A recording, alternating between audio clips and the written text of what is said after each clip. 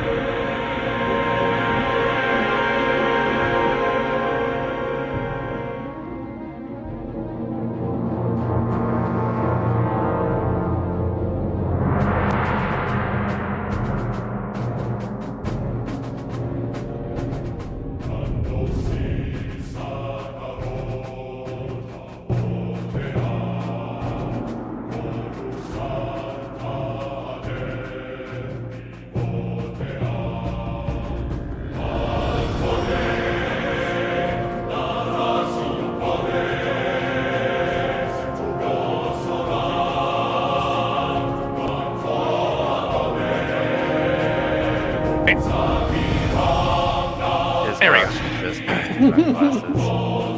He's now in costume. Yep. Almost had a mishap there. That was close. Yeah, that would have been embarrassing. Oh, sheesh. Sorry, Jerome. I'm tired and I'm just not myself. What, are you singing Private Eyes to Dale or something? Private eyes are watching you, watching your every move. Damn it, my secret's out. Damn it, Jerome. I'm not telling you anything anymore. I know. You got a thing for Hall & Oates. It's the Oh, mustache. that was the secret? Oh, God, I love you. You're feeding it tonight. Stop. I got to get into character. Okay. Well, that shouldn't be too hard. Just be myself. Oh, Just have Ashi put on some white face and dark makeup or something, because she's It'll go Garth with her- Togruta. Yeah. You know what? That'd actually be kind of cool. oh no. All right, so so who did notes for last week? I don't remember. Was it me? Oh, it was Mike. Mike. And Mike Oh. is not here. That was Mike, yeah. Somebody want to do our game recap? So we You want can me to do it? start this going? You can if you can get all the way through it. Oh my gosh. Okay, let's see if I can do it. I took 0 notes, or my document did save. Awesome. Okay. Okay, not it. Not it. No, I'm getting it. Okay, let's see. That's right. We're back on Pelagon. Is this the one where we went shopping? Is that right? Yeah. Yep. Okay. Yeah. So my character invites Montan to go shopping. She uses it as a guise to let him air it out, and also for her to apologize to him for what she put them through and made them do when it came to the child that they took. And she talks about her time away and how she overcame her pride. She tells him that she was kidnapped, put on a harsh planet, was given new training, half eaten by a monster, and broken from the Jedi Code. The crew have a heavy discussion after Asada reveals that she apologized to Nestos, and Montan lays it out on the table for everybody. And he tells that the 2 Jedi that they have done him ongoing harm in the guilt that he has felt about his parents, the kids' parents' grief. He asked the Jedi's if the Force itself gives them any moral guidance. Asada and Drade kind of have mixed ideas about that. And he explains to them that the Jedi have a reputation for being wise, and now understands that it's not because they have the Force, but because they can spend their time doing philosophy instead of having to get a job. And eventually the crew get a call for a briefing. They end up back at the palace, and they are being sent to a place called Asylum that dates back around 3,000 years. And Asylum is not in a location that is... Oh, wait, no, it's not a place. Was it a ship? Or is it a place?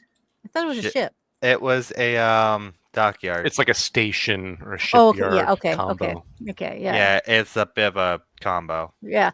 Asylum is not a location that is technically sound for any purpose. It is in the unknown regions. But there might be valuable things to find there. Tornor asked about Asada. Drade and Nassar let him know that she still has their confidence. Let's hope that she can live up to that. Tornor lets them know that House Mercedes was once tied to the Sith Order. No surprise there. And then I'm going to make this like really short. They find Asylum in the dust. It's built to service a few capital ships at once. as well as smaller ships. Sensors indicate no power at all. And then Sora figures out to grab badges from the corpse as soon as they put them on the droids. The droids, that's right, they did come across some droids that wouldn't talk to them because they were not employees. They started treating them as actual employees and files a complaint about the lack of maintenance in the last 1,000, or was it 1 million? 1,003,014 some days, a lot of days. Yes. And Montana informs them that the offending employees have been relieved of their position and the droid marks the days since last incident back to zero. Back to zero. Yep. Yeah, and Mike won the RP vote for telling off the Jedis. Sweet. So there you go.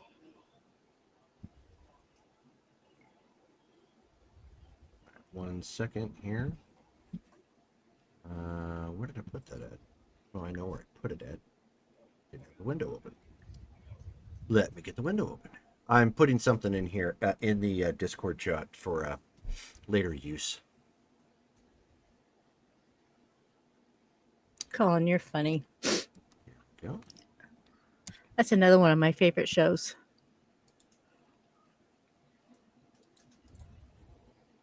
Size Oh, wow. chart. Yeah, wow. What?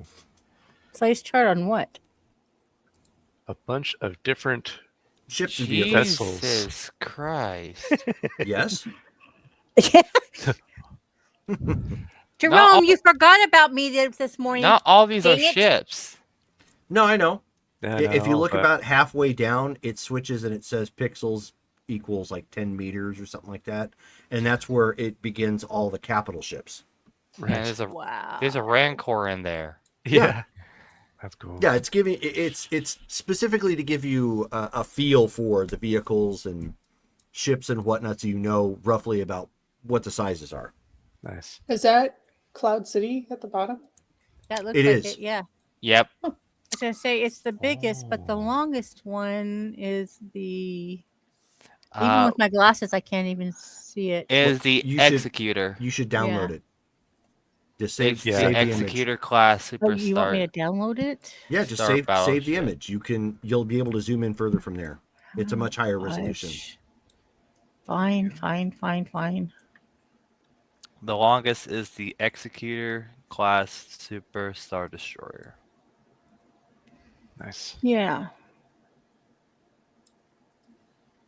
But yes, I wanted to give you guys that because it's going to be important. Foreshadowing. Foreshadowing. Dun, Dun, dun, dun. I guess I can make a different folder. 'Cause I don't think this goes into maps. Also, oh, you know what? I need to look that up. Hold on a second. Close that down. Don't need that open right now. Close that down.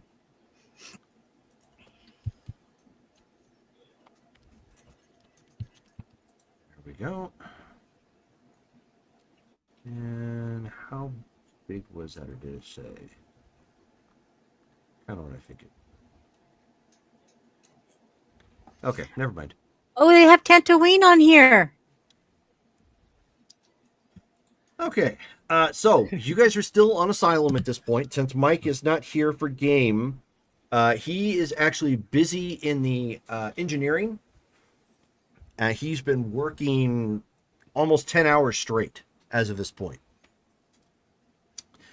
Trying to not only make sure that the old droids, the ancient droids, are doing what they're supposed to be doing, and their subroutines are working correctly, so it doesn't start further damaging the place. And by the first day that you guys have been there, because it's a big place, it's going to take some time to explore.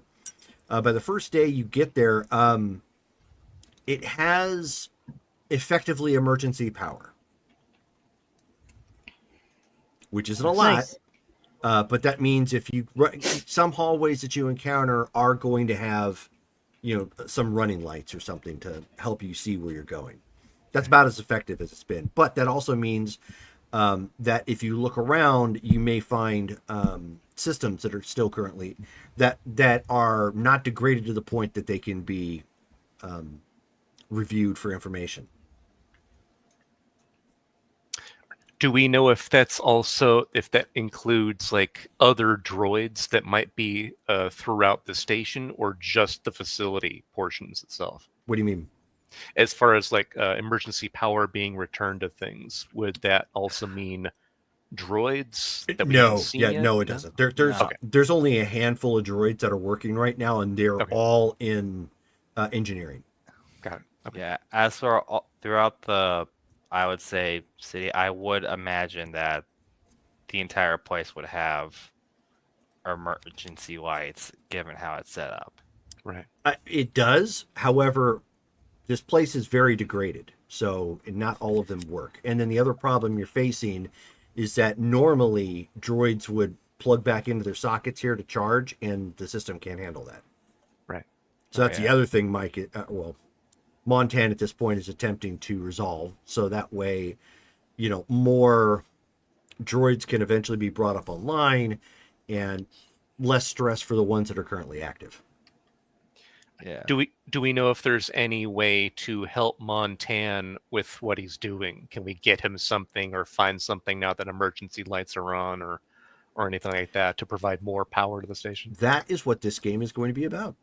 Oh, Jury rigging. All right. don't take it personal, Jer. Huh? Jerry rigging. No, Jerry's. I know. Okay. It's pretty good. Pretty good. Yeah, thank you. Hey, I'm allowed one every once in a while. You guys always get them. I used to get when my name was Jerry, it's what I went by. I used to get obviously Tom and Jerry all the time. And then at one point in time, for a while, I did have a friend whose name was Tom, and yes, he was taller than me. Of that. It's awesome. All right. Did you outsmart him all the time?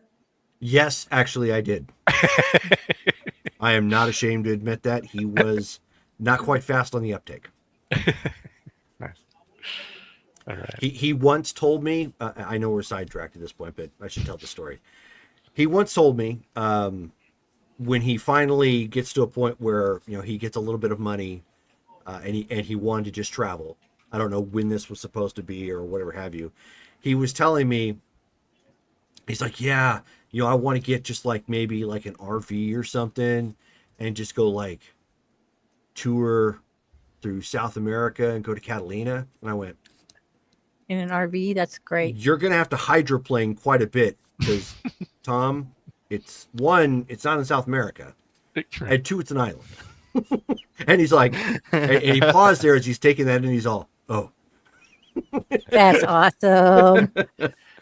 Yeah, maybe do Catalina first. I Exactly. mean, they might have a ferry. Right. Yeah.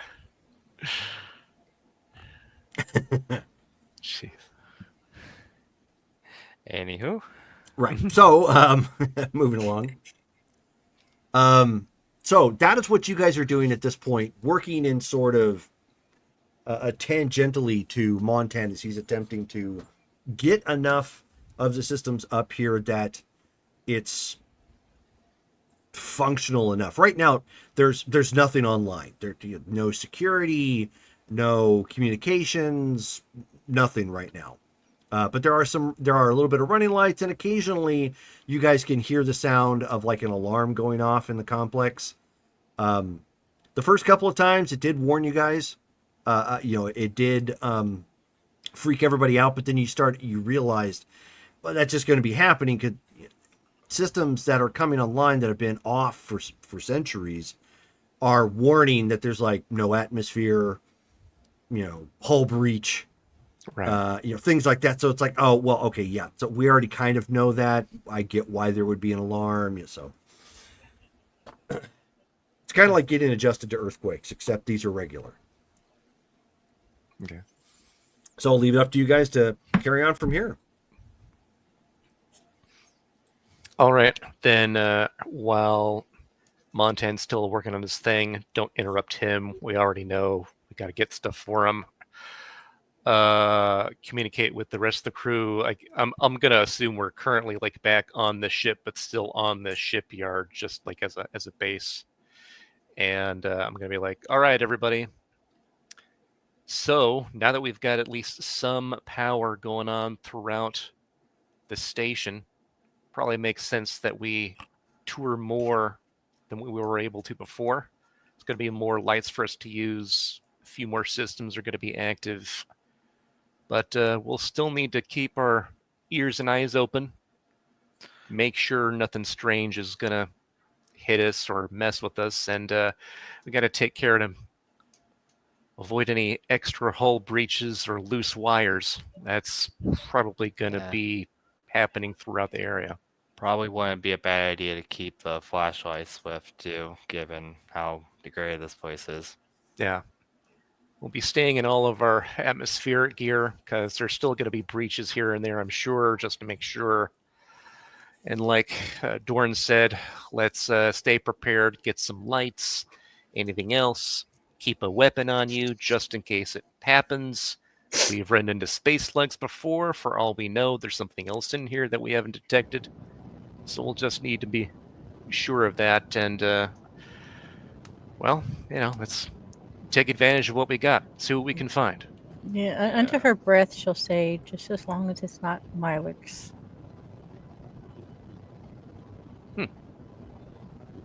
All right. What? You never mind. You're not privy to that Minox? information. Why not? I was going to say, as the storyteller, the hell I'm not.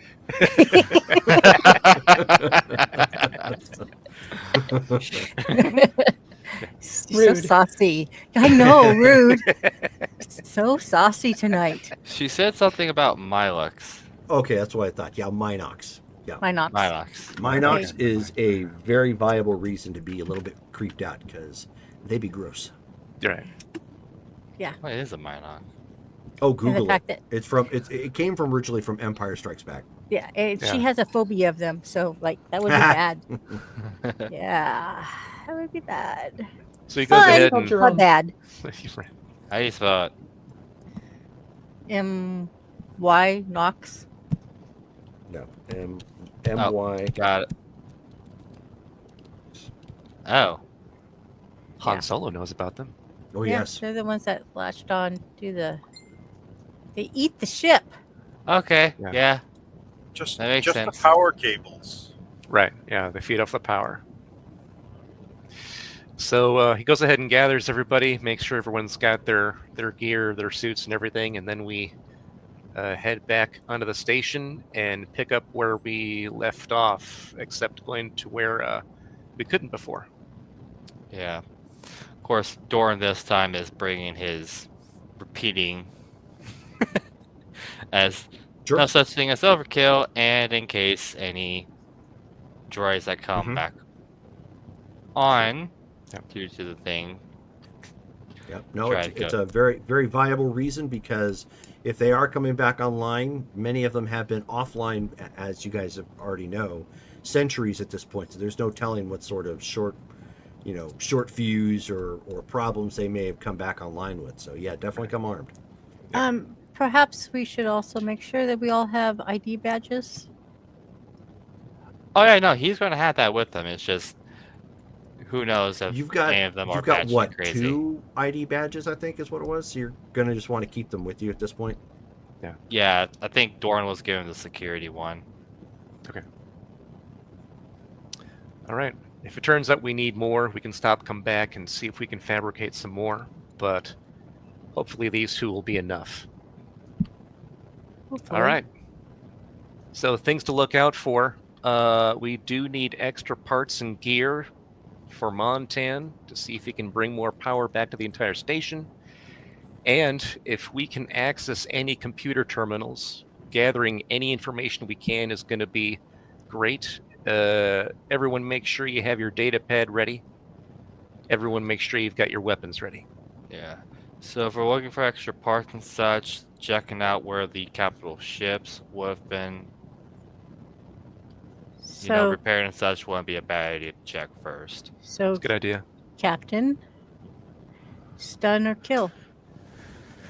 We're gonna go to kill. I'm gonna take a wild guess and say there's no sentience and sapience here, unless again there's slugs, Minox, something else we haven't seen, or rogue glitching droids that will not be reasonable. We got to defend ourselves. Copy Okay. that. Any other questions before we head out? Well, where this is apparently a repair facility, there should be, assuming it was abandoned quickly. If they left this here just floating, but took a long time to disembark with all the supplies, there might not be any. But let's assume that this facility was abandoned quickly. There should be supply rooms full of spare parts. That depends, given how long it's been, if any of them are still, you know, Right back. usable. Oh, that's a Montan call. We'll just still, if you find anything, bring it back and let him assess. Right. There may be directories or maps within the computer banks somewhere. If we can find that, that's going to make all of our efforts 10 times faster at least. There was that one spot that was going down. Could be a control room or so of such. Want her to check that area out if the elevator still works. Right. Yeah, I figure for now, since we have lights and emergency power, we effectively just follow that pathway wherever the power is still good, and we can still access devices within the rooms it's reached. If we keep going that way, we'll probably eventually reach some sort of terminal that's going to give us more information. Are we splitting into teams? We'll only do that if we need to. I think we've got the time right now, as long as we're efficient, to stay as one team because we don't know what we're going to expect. If we have to split up, we will, but let's not until we need to. Okay. Got it. Uh, All right, let's head out. Okay, so if my understanding is correctly, you guys are going to, you're gonna go to like the docking areas for the ships, correct? That'll work, yeah. Doran was talking about maybe finding pieces and stuff there. Since it wouldn't be a bad place to start. Sure, Right. that's fine. You have a decent understanding of where to go, at least based upon where you've docked. Of course, everybody, just as a reminder, you're all in your suits. Right. Because there is no atmosphere here currently. Yeah. Which you are reminded intermittently as you walk past work-functioning sections of the hall. They took great care to notify people if there was an issue. So even if you don't hear the alarm, there are visual alarms from like broken screens that are, occasionally flicker to life and show that show basically the klaxon that there's a atmo breach. Gotcha. Yeah, and since Doran can read the language, he can help direct them to the actual area they need to go. Oh, speaking of which, Jerome, can we take like Whistler with us so that he can Sure. read any other dialects? Okay, cool. Sure, that's fine. All right. Okay, so you it takes you about an hour to navigate there because obviously without the atmosphere, there's little in the way of gravity, so you have to rely on the magnetic boots to get around. Right. But you do manage to make it to the first arm where capital ships would potentially come up and dock. The seal to the basically the it's not quarantine, but it's basically the docking seal. The airlock? Airlock, thank you. Ugh.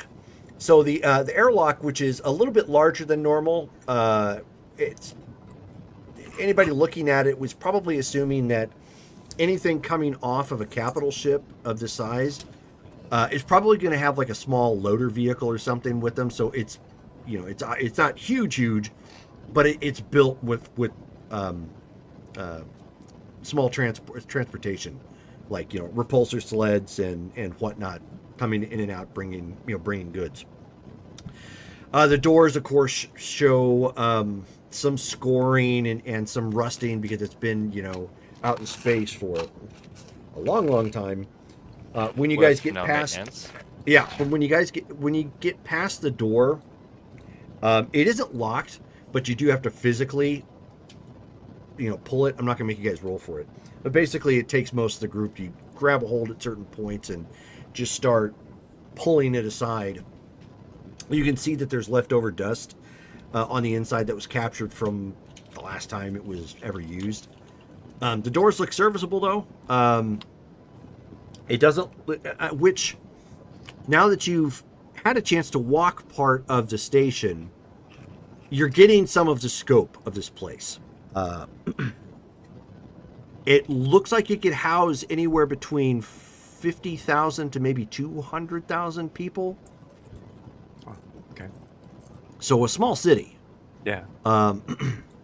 And big enough clearly to maintain a few capital ships. So you're thinking you're probably looking at what is it? Roughly 6 kilometers. Wow, okay.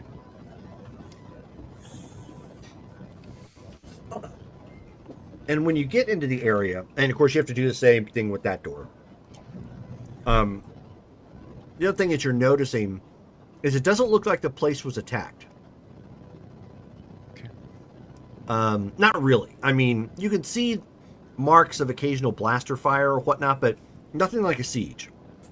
Like where people would post up and try to fend off, and there's all kinds of blaster bolts and potential damage. If anything, now that you guys are looking around, and you can see that there's a distinct lack of battle damage, it's almost as if this place got starved. Starved out. So pieces that could have been used for something else have been stripped out of the wall. It's almost as if something happened catastrophic, but not warfare related. And the people who were still here were, you know, had to result to cannibalism, not of themselves, but, you know, stealing parts from this area to move to another area to keep something, you know, working for longer. You're seeing a lot of that. Not like stuff that's been stripped off by scavengers, and, you know, you don't see any life form here whatsoever. Okay. But you do get into the docking arm for the capital ships, and it can the docks themselves can actually handle two capital ships at a single time. So it's a decent plot. It's because of the cannibalization inside here. It's going to take some work to get everything back and running. But when you get in here too, there are some containers that look like they have parts from a number of vendors that don't exist anymore. You do see a few containers that are old and have some wear and tear on the containers, but they do have the logo of Zerka. Okay. Which Zerka is a corporation that's still around as Do of you this think point. these would be worth anything given their age? Doran just comments, given their age and most of these vendors not being around anymore, yeah. Besides Circa, that's the only one that's still around. Do you What? think that? Interesting that they were built to last. Yeah, but I'm wondering, like, in a collector's aspect, if they would be worth anything. Collectors, I I'd say yes for collectors at Well, this point. we might as well take a look. I'd say yes at this point for collectors. Anybody wants to examine it, you can get a rough estimate if you have any sort of repair. Oh, let me look. So capital ship repair would be best. Star Freighter or Starfighter would be fine too. Oh, it might actually help if I actually had my character sheet and not a blank character sheet. Yeah, Brittany. Yeah. I pulled up the character sheet. It was just not the right Mm. one. Mhm. No, it's just that you guys always give Brittany I credit for know. that. Right. Yeah, no. This time you didn't do it. And This I is- don't have a ship repair. I was just Okay. he was just giving a rough thing of yeah, these would I be do worth have something. Starship Repair. I have a 2D2 in it. So I'm Nice. gonna go I ahead. This is no slight against Montan's skill, but he's going to need a full crew to affect any kind of significant repair here. Yes, but True. he'll be able to asset exactly what it is he's going to need and what kind of cruise. yeah, I mean I have a mechanical that I can probably roll. But yeah, no ship repair of any kind. I'm just saying the size here. I mean, one technician does not repair a city Right. Yeah. He'll And need without- the without any kind of transportation. It's going to take days to get between locations. That was a fail with a 1. Nice. That's my wild. Okay. Yeah. Well, thankfully it's nothing too important. You look at it and you're just not certain. Yeah. No clue, guys. Anybody else with any sort of repair? I don't have any ship repair. I just have technical and mechanical. That's it. Yeah. So I just have computer program or droid repair. Okay, yeah. I have blaster repair. yeah, same here.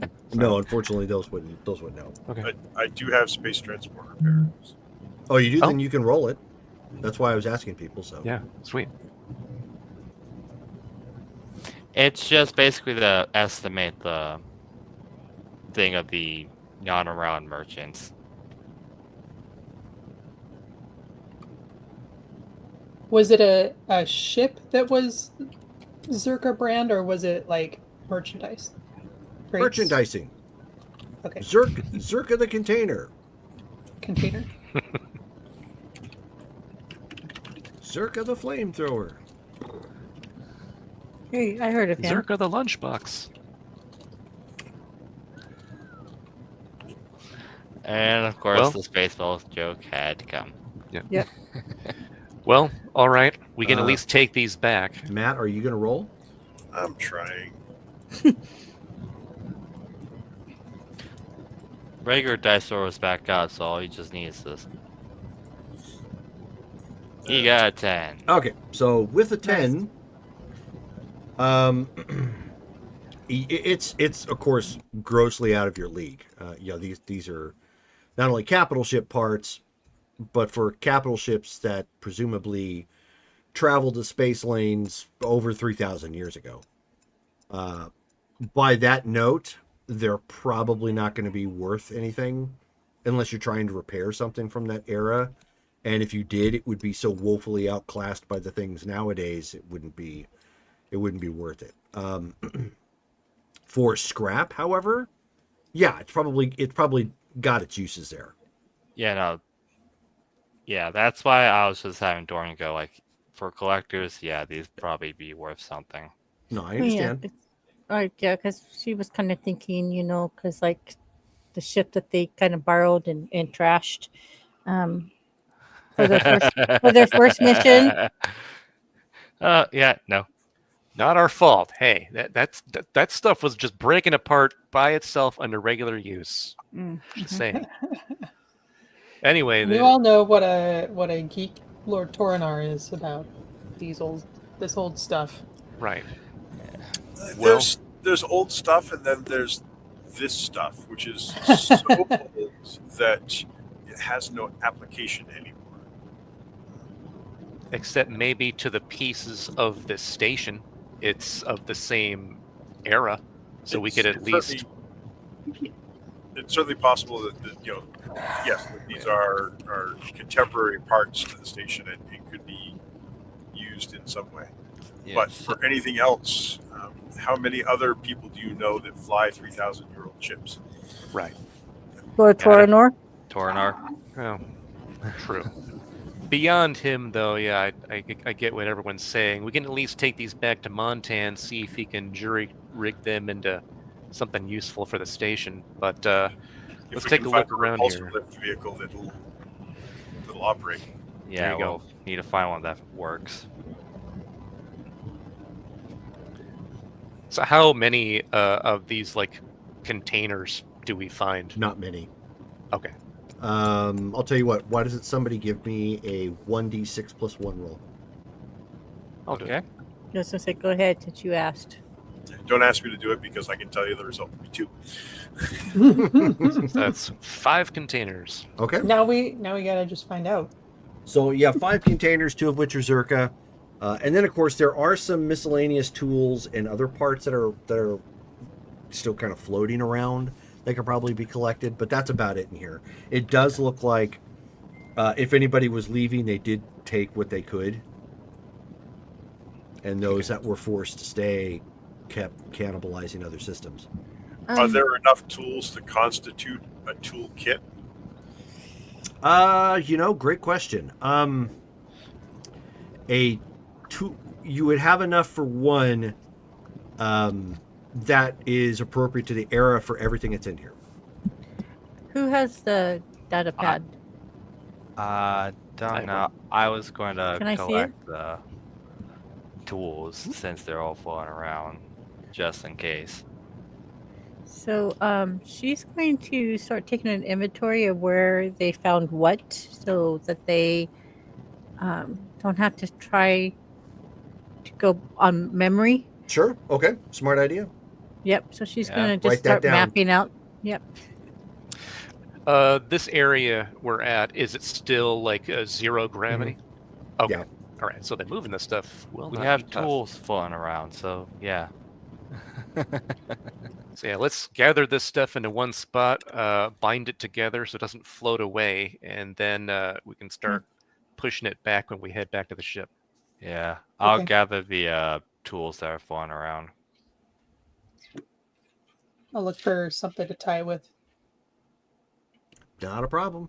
So you guys have taken a moment to gather some things and or commit some things to memory and or writing it down. The catalog appropriately so you know kind of what is here. And Whistler at this point chimes in and he says, Sir Drake, a moment. Yeah, Whistler, what you got? I go over to him. I am picking up a distinct but weak signal. I believe it is emanating from what would be the command center? Can you tell what it's saying? No, it is too weak. Only that it is repeating. Does it look Interesting. like a distress signal? I would presume so, yes. That would make sense if it's repeating. That's normally what that does. Well, let's see. So, Jerome, would it be easy enough for us to just know where the command center is, or would we have to, like, look for it? It's going to take a little bit of looking, but this is also one of those things. You guys are in your spacesuits, so somebody can just step outside of the building complex and look. Yeah, Dorn did Yeah. comment about checking out that lower part. It's effectively like conning towers and whatnot, and Yeah, one of them is going to be it. So that's going to help narrow down your search. Yeah. The other common repeating signal in a starship type sense would be a warning to stay away. Just throwing that out there. That's true. Yeah. Okay. Well, let's see if we can get our bearings here, find where the command center is, and then make our way there. Yeah. So then, looking around, is there a place where we can poke our head out, do a quick spacewalk to see where that spot Who's is? going to do it, and who's going to roll to Dorn investigate? just asks him, "Do you want to walk off the capital shipyard?" Are you saying that because you're hoping you get to, or you're hoping you don't have to?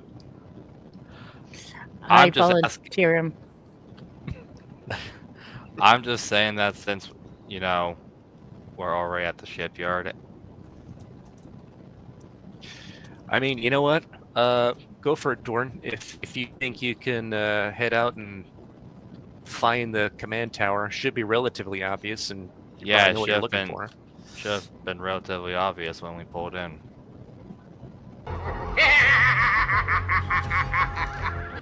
All right, let's see what we're working with.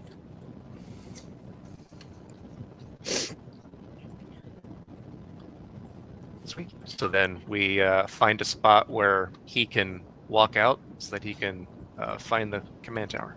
Okay. Is anybody going to tie him off? I you will have to? go.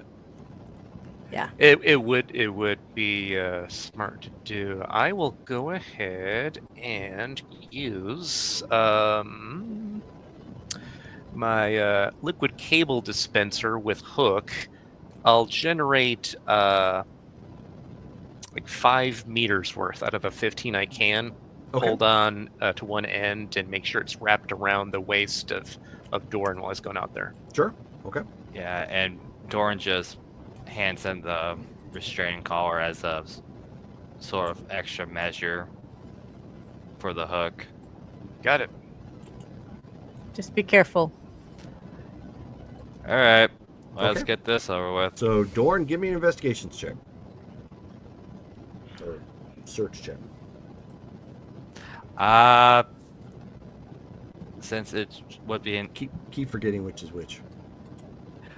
I have 5D in both, but Then if it's roll 5D.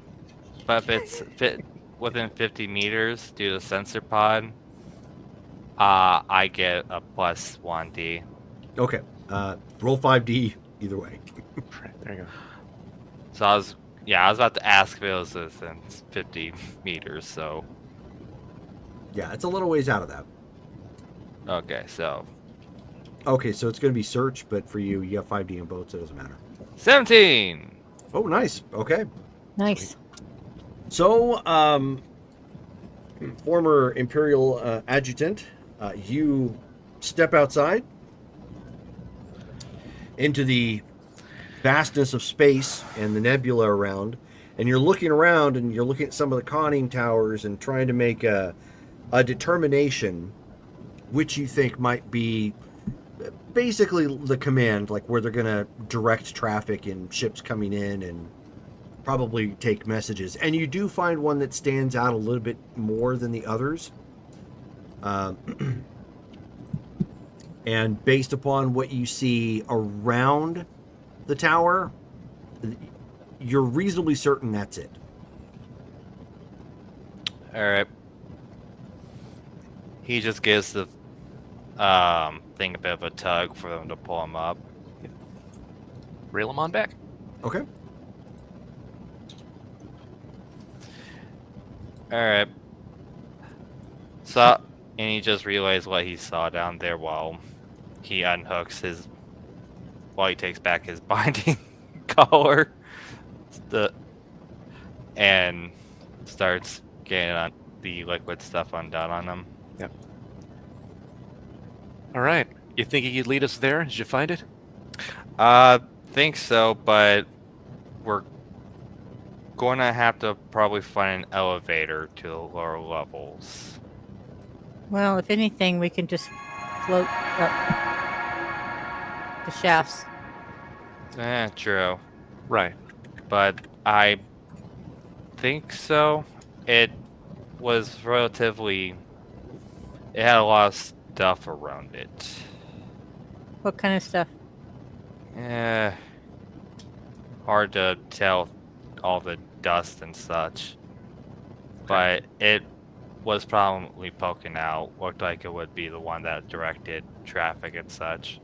Okay, so nothing like that we should be concerned about.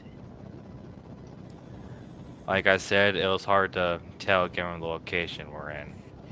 Well, Yeah, let's it's- stay it- concerned because of that signal, but at least we know more or less where we're going. So yeah, lead the way. We'll see if we can find an entry shaft to get us to that level. Yeah. Entry Good. shaft should be marked by one of the buildings. And good job, Doran. I was former Imperial, and why do you think I was on edge the entire time? No, you still did a good job. Anyways, let's get moving. Right. Okay, so you, all of you. Oh, and thank you very much, Kayla, for the raid. We got rated for 11, so Yes, we Oh, did. nice. Welcome. thank you. So, as you were making your way through, again, it's actually taking even longer because some of the hallways that you're trying to attempt to navigate in this abandoned station, some are blocked, partially from damage. Like you, again, you can see the exposure of space here, and like the roof collapsed at one point. Maybe they cannibalized too much from this particular section. Right. Others seem to be just too roundabout, and they're not as direct enough. So it takes you some time to navigate until you finally get down to what would be ground level, where you saw when you first came in, when you saw where there probably had been shops and retail and people maybe kibitzing about.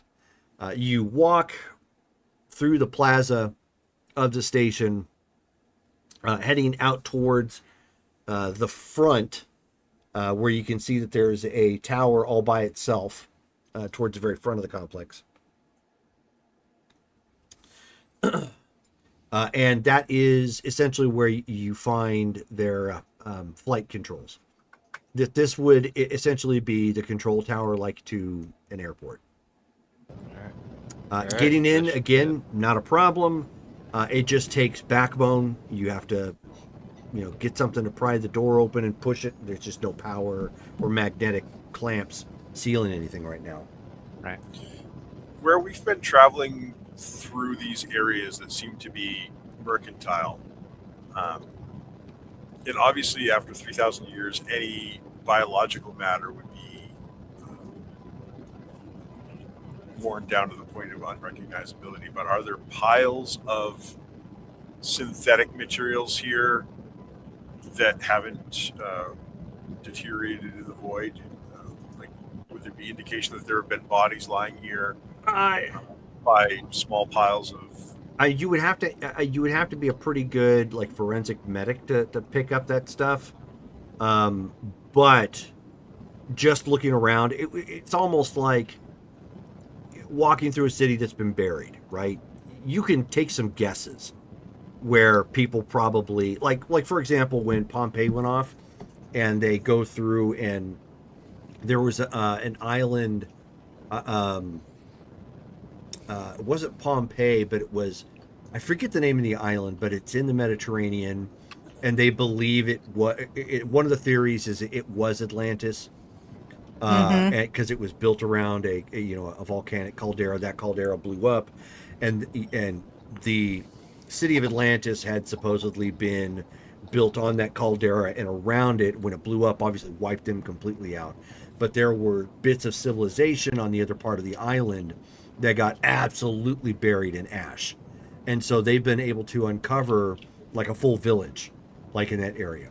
No bodies really, but they've been able to uncover like a completely almost viable, village that was just dumped on. So you can take guesses from that based upon stuff that was left over, like containers and cups, pieces of equipment that probably would have been used or jury rigged to use to say heat up food, or used for sustenance or whatnot, and utensils. So you can take some guesses that way, and you do see that some of the shops were probably where the last bit of survivors had been. Again, no idea what happened. You're not seeing any signs of like fighting or anything of that nature. It just, they got choked out or something, and nobody came back.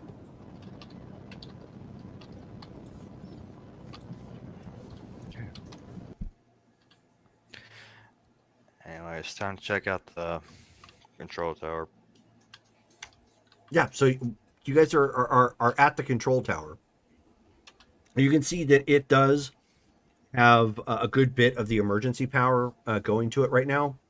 It comes in pulses though, and you can almost time it. Like you can see like the emergency lighting kind of just leaving the hallways and going up to the top, and then that's when Whistler would tell you he picked up the pulse, you know, the pulse. And then eventually like the lighting and whatnot would come back on, and some of the systems would, you know, start to would fade out, and then it pulses kind of back up, and then again. And so when you get up there, again, there's no you'll see any of the remains of bodies. There's the problem with zero gravity, but you can also see that there are still headsets plugged into the control panels and whatnot, and they just kind of helplessly kind of float into space. There are there is a rack where it looks like weapons might have been at one point in time in here, but a small one. They only would have had like three rifles, three pistols, all of which are missing. And you do see that there, you of course pass by a room where it looks like the people who worked this particular station, because they would likely have to work long shifts, had a locker room. So they had kind of a private area for employees, sort of thing. So there is a locker room you can definitely investigate. Yeah, I'd like to check that area out. Looks like something happened that the employees had to arm up with security. I'll start checking out the main stuff. And I'll check out the locker room. Okay. So why don't you guys give me investigations checks? Okay.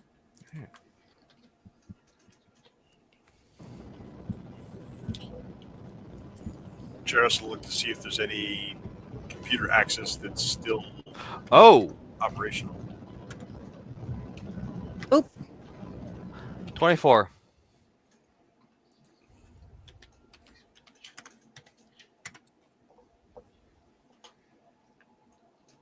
$13. Okay. So Colin, you were checking out the command area. Jairus, are you gonna roll anything? Yeah, I was just making sure that I was thinking computer use would be right. Drade wanders aimlessly, finding nothing with his 1 on the wild eye. Yep. Drade unfortunately gets a headache in the back of his eyes. Wait a second.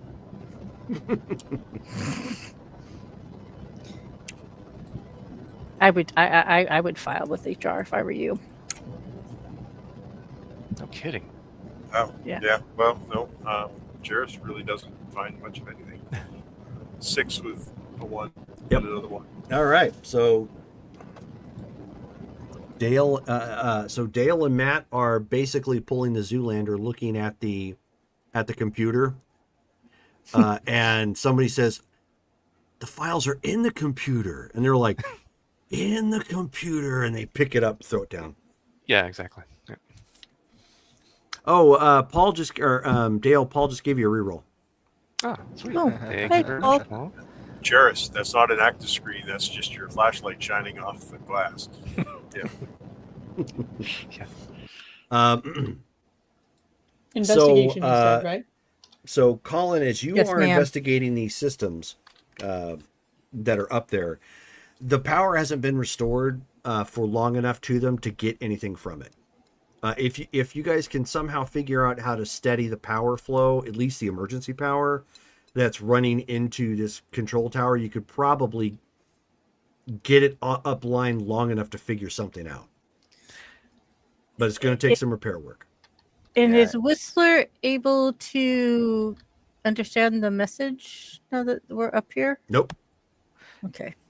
Yeah, Doran just says we're not going to get anything as long as the power to here is going crazy. We need to steady the power flow to the control center. And As- Asada, you are checking out the locker room, Yeah. there are a couple of aged and very crinkly, or should I say not crinkly, but very stiff jumpsuits in here. Okay. Like they've been frozen so long that if you touch them just right, they're going to snap. Okay. You do find there's helmets to go with them, obviously, and what appears to be like a rigging that on the helmet that you can connect this old school communications device, up top in the control tower that would sit basically the housing for it on the helmet. Um, you also find one second.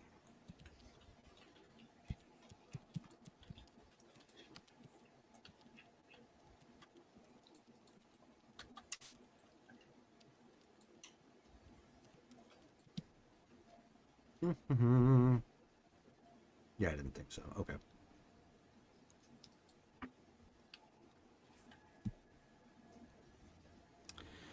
Okay.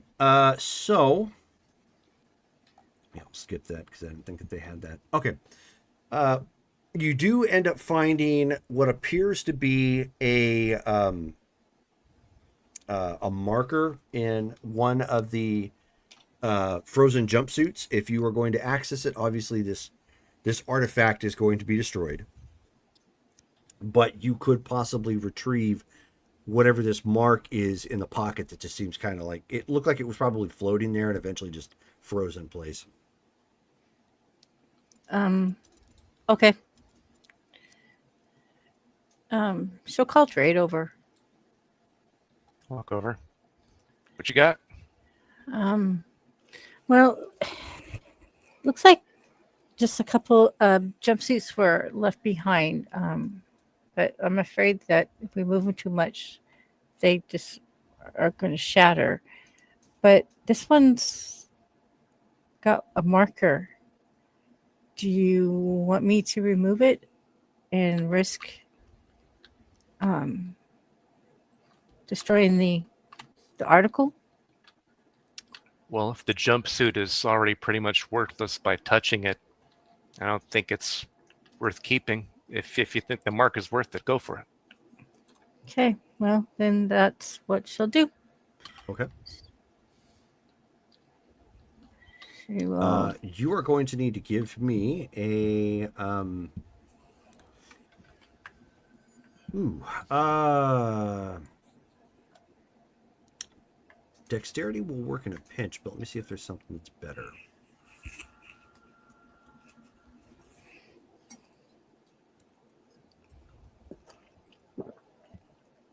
Lifting? No. I'll tell you what. Hmm. Do you have pickpocket? No. Okay. Then dexterity it is. Okay.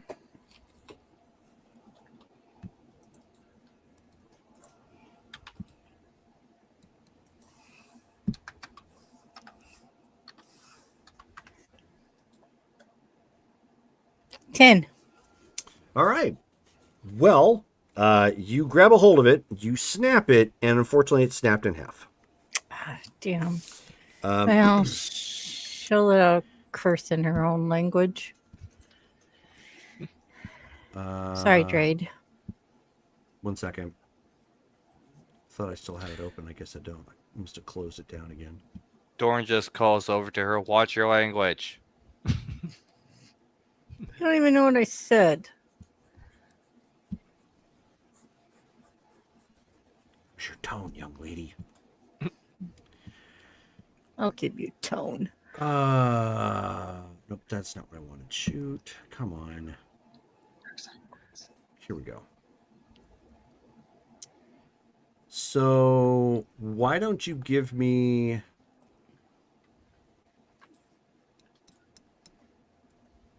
a search check this time? Okay.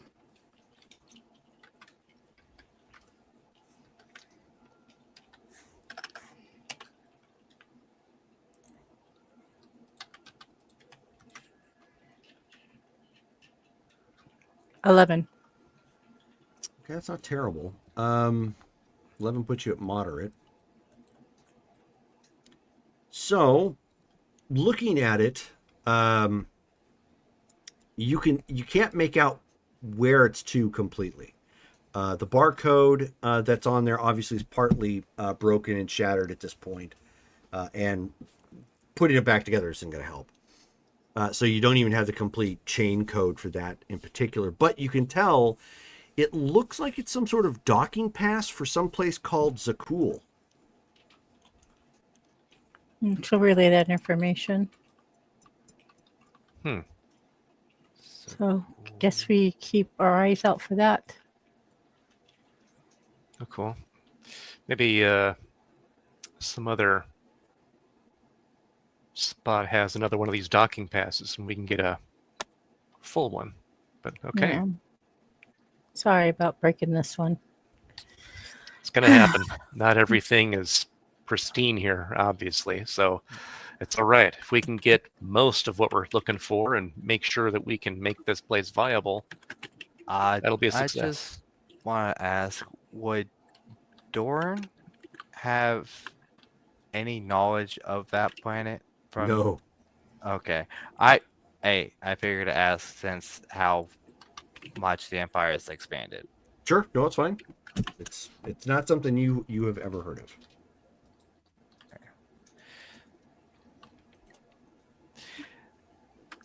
Dorn just transit Zakul? The hell? Where Yeah, is got that? me. I have no idea. Not sure. I haven't heard of that in my time with the Empire. Just keep our eye out for it as we're moving about. Okay. If you found it in a employee thing, if I'd had to take, like you said, it's probably going to be in a docking thing. Right. Yeah.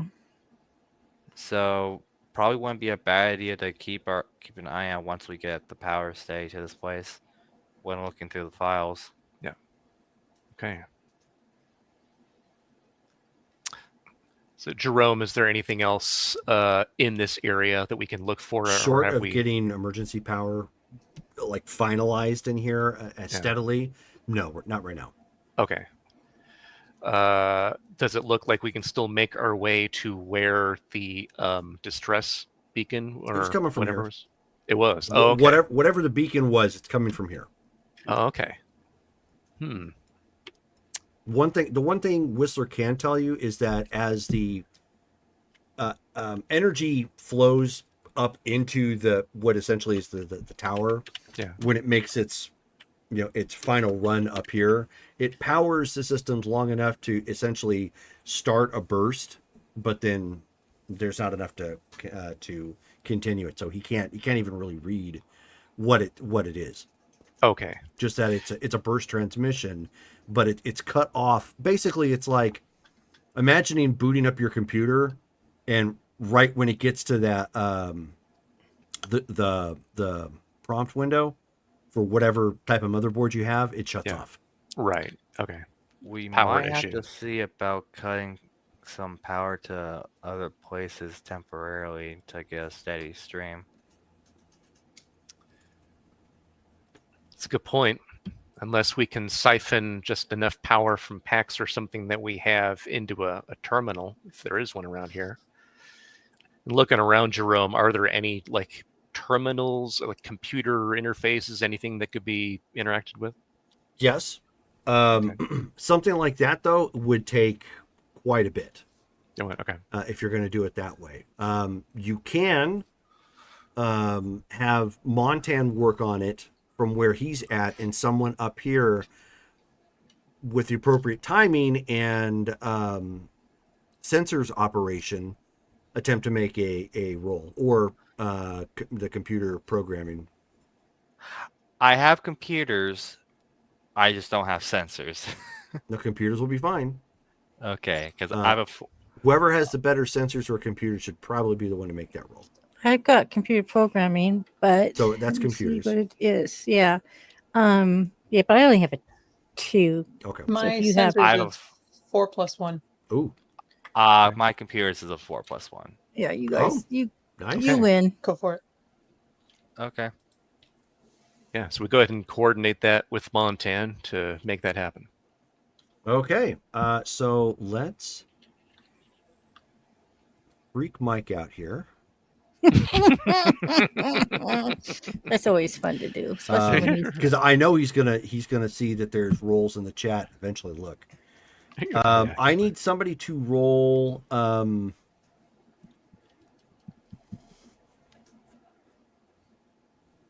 what was he? What was he? Oh, that's right. He was using. I think he was using just his technical. Because he doesn't really have. He has droid engineering, but obviously that isn't going to help for this. Is there some way to like, as you're rolling, put in there for Montan? Oh so yeah, that he 100%. knows those. 100%. Yeah, so he knows that we're So I rolling would for like him. somebody to roll for him, say for Montan, and roll a technical of 4D.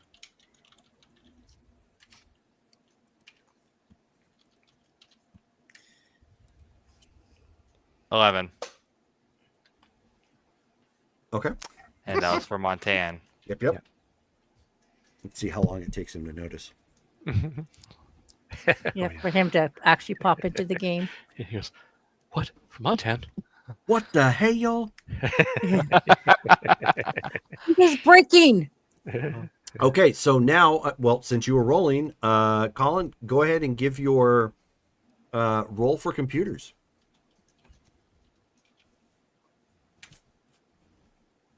$14. Okay, not bad. Nice. Yeah. So bad at all. with the tandem duo of Montan and Dorn, you get enough power and sustained long enough, and you catch it at the right moment to work through the proper boot sequence and get the system reasonably working. Oh, thank you very much for the raid. The Pyro Club rating us for 13. Woohoo! Welcome. Oh, wow. Welcome, everybody. So you do manage to get it up and running. And Dorn, looking at this, I know you're young and it's probably going to be lost on you, Colin. So bear with me. I know you know computers, at least enough to boot it up and go to the internet and whatnot. So imagine you yourself, right, with your knowledge of computers and what it would look like, turning on an Apple IIe. And I've never seen an apple. Precisely. Oh boy. Seems to run on some sort of electricity. Yeah. And it's telling me I died of dysentery. Damn it, Jim! I'm a soldier, not a computer hacker. So, fun trivia fact: that was one of the most popular games on the Apple IIe, which is the Oregon Trail. And when Yeah. you see Yep. when you see those visuals, that's usually where it came from. That really monochrome or just straight up green screen. I never won that computer game. I screen. always died. I did. I beat it once. I did beat it once. I beat it a number Then, of times. then you must have pulled a Shatner and cheated and reprogrammed it because nobody ever won that game. Yes. No, I guessed. I did a lot of hunting, and for some reason, I bought a lot of miscellaneous, and that seemed to be the way to do it. Nice. Very cool. So, now that we've established that you and Dorn really have no idea what you're looking at, basically that's what it's like. An amber screen kind of lights up. It's got some data. You can read it. I mean, it's not like it's not in a language really that you wouldn't understand. Some of it still carries over. You see a comment asking for B load, and something like sysop step, press whatever or something to that effect. He was sorry, so step press. Yeah. So Go ahead and give me another computers roll again. all right.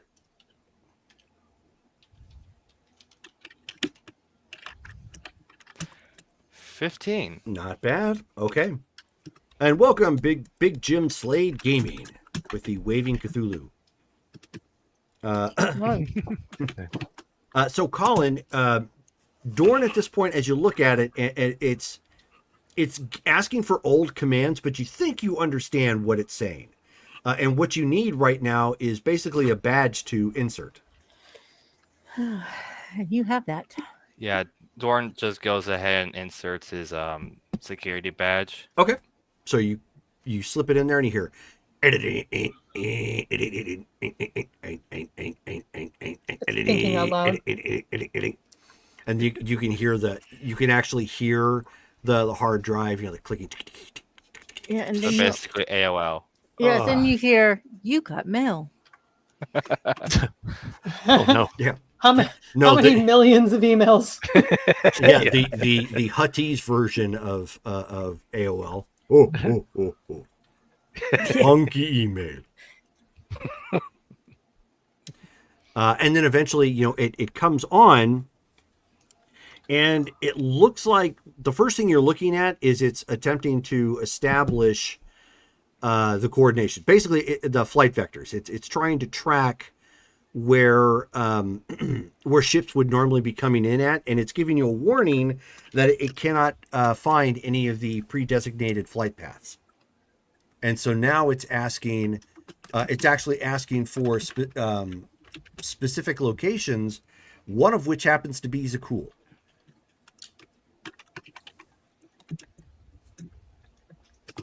Doran just cocks an eyebrow and looks at Ashi and the others. Well, What? it's one of the locations that popped up is Zakul because of what's going on. He ushers them to look over and to show.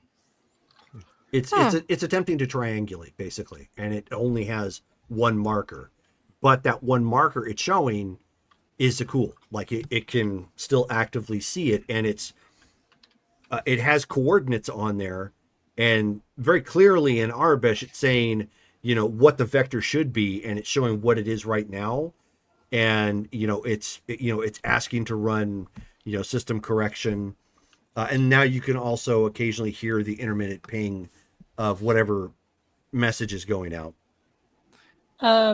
Who's got a good astrogation? You. Mine's only 2D plus 2. I've got 3D plus 2. I can. Yeah, so I'm going to look at that and see if that change in the trajectory or whatever is because of the shift of the space station. Sure, give it a roll.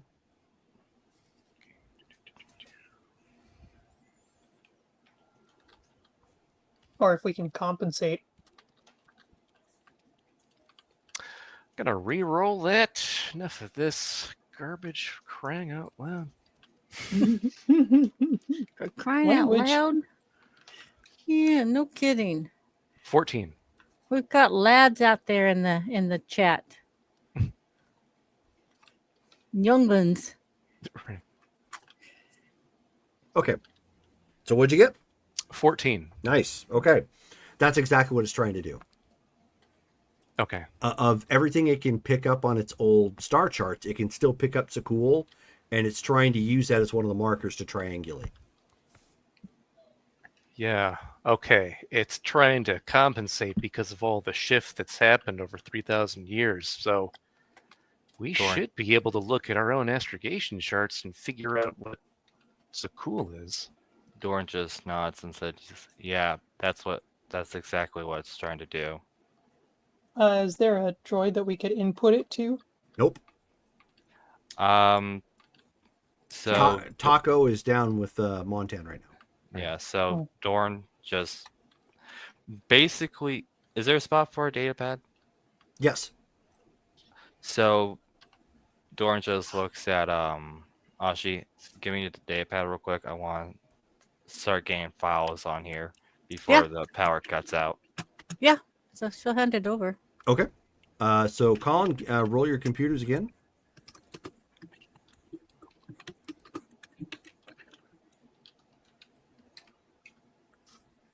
God. Reroll. But hey, language. Do you have a reroll, Colin? I don't have any. Okay. No, we Oh, roll. So no. Colin ends up. So Colin. So Dorn at this point, great idea, gets the the data pad, and he starts trying to basically push the data pad into a 5 1/4 slot for floppy disks. And it's clearly not working. He's like, but this, it should hook up, it should open up. You're like, okay, what it's like people trying to put, like old people trying to take a CD, CD-ROM and drop it into their CD player, and they're like, I don't understand why there's no music. Oh, like my parents. Gotcha. Yeah. Ran into that a lot when I worked in retirement. Well, try taking it out and blowing in the opening, and then Yes, Colin, try the Nintendo cartridge method.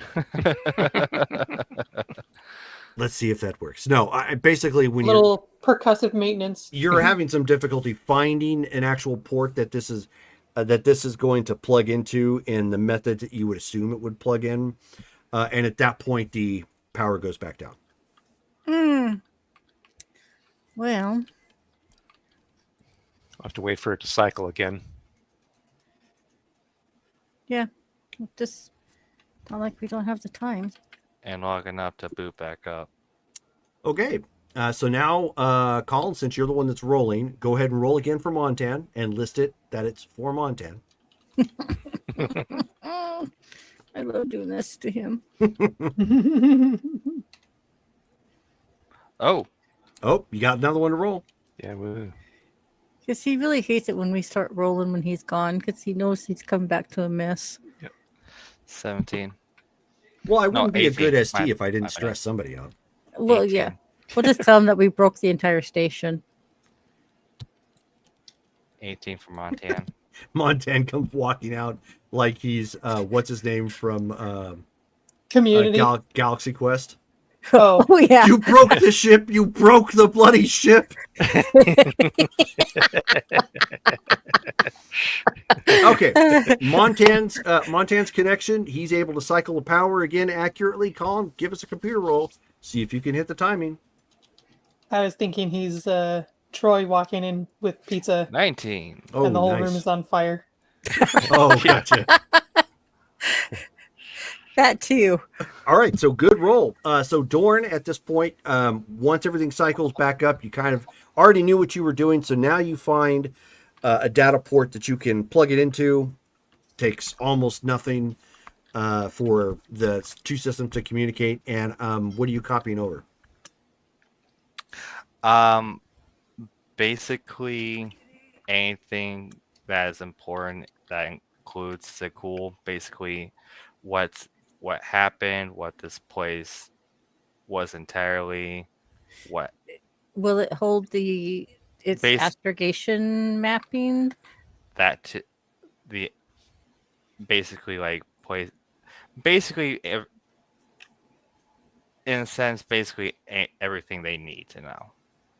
Well, And that's a lot to do with just the one data pad. I need you to focus on one thing right now that you're going to try and do. So are you trying to just get information on Zakul? Are you trying to get the astrogation?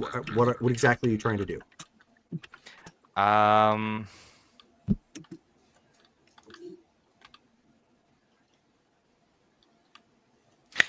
I'll go with Zakul. Okay. Since it's something nobody's heard of up until now. Sure. And I lean over to Doran while he's doing that, and I'm like, don't forget to see if you can get info on like what that message is that's being sent. We still don't know what they're saying. Yeah, I'm just making sure to get information. So you're getting information on Zakul first, which is fine. As you're doing that, Whistler is actually trying to figure out the message. Okay. Yeah. Doran just says, I'll get to that in a moment. I'm just getting information on Zakul over to So our data pad. the system, Got it. before it cycles back off again, it gives you limited information. Zakul, it gives you it tells you that actually, I'll tell you what. Rather than guesstimate, I will just pull it up.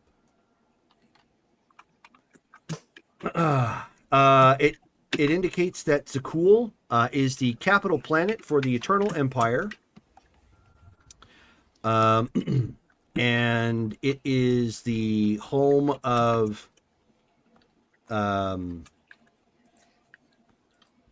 what's his name? Shoot. The what empire? The Eternal Empire. Oh, that one. Isn't that where Kirk came from? Mhm. The Eternal? Not quite. Or was I'll be I right back. thinking Prince Albert? Oh, it's the home of the Immortal Emperor. There we go. Oh, that makes so much more sense. Also course it known as Valkorian. We heard that name earlier.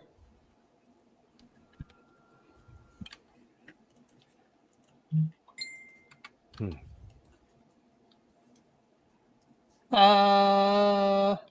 There was graffiti mentioning that name Sure was. earlier.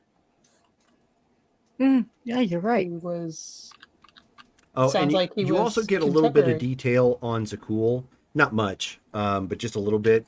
Almost like a very, very brief traveler's guide sort of information. It cuts off. There's not a whole lot of information of what like the government of the Eternal Empire was, but you do get some information like Zakul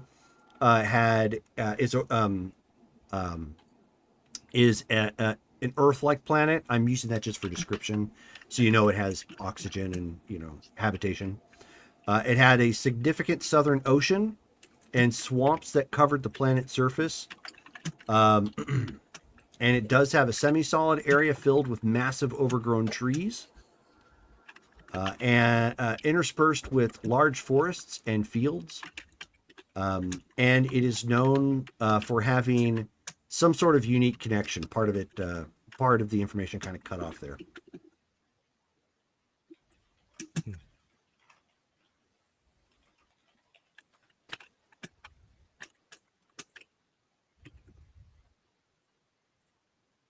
Hmm.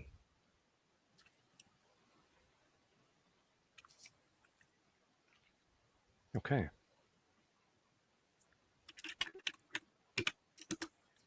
Okay, so how's Whistler coming along? Whistler has been the communication is broken and aged quite a bit. The decryption that he indicates that is on here is vastly out of date and has contributed to its degradation. But he was able to crack part of what it was saying, and based on his estimations, he thinks it was from the last people who were alive here. It seemed he's picking up some indication that there were low on supplies, and they were attempting to reach. They're attempting to reach the Outlander on Odessan.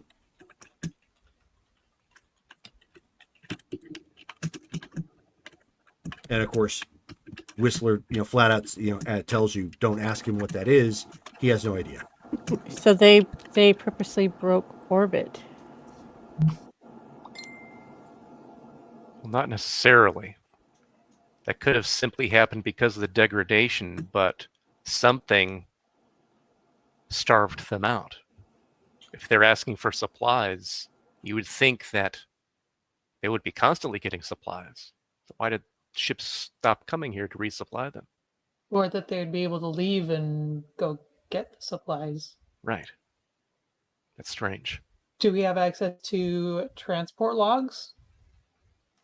From here, potentially yes. You'll have to wait until the power cycles through again.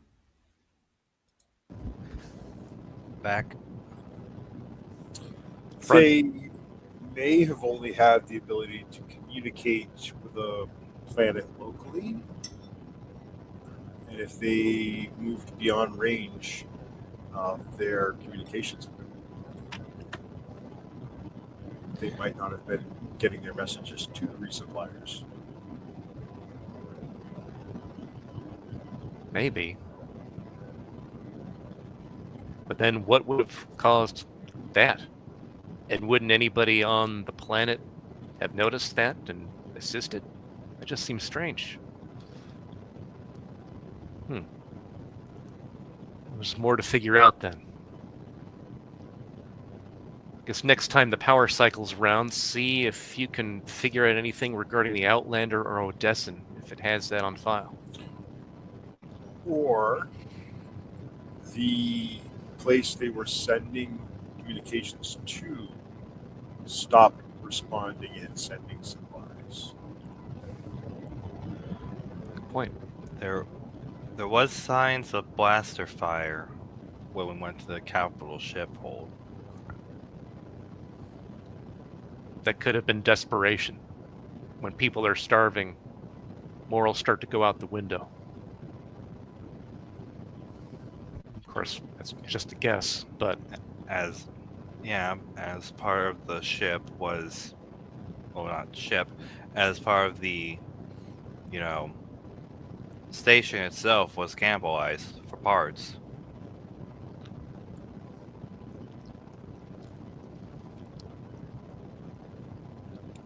it seems if they were attempting to reach this Outlander, must have meant something important enough for them to devote their last resources to try to reach them.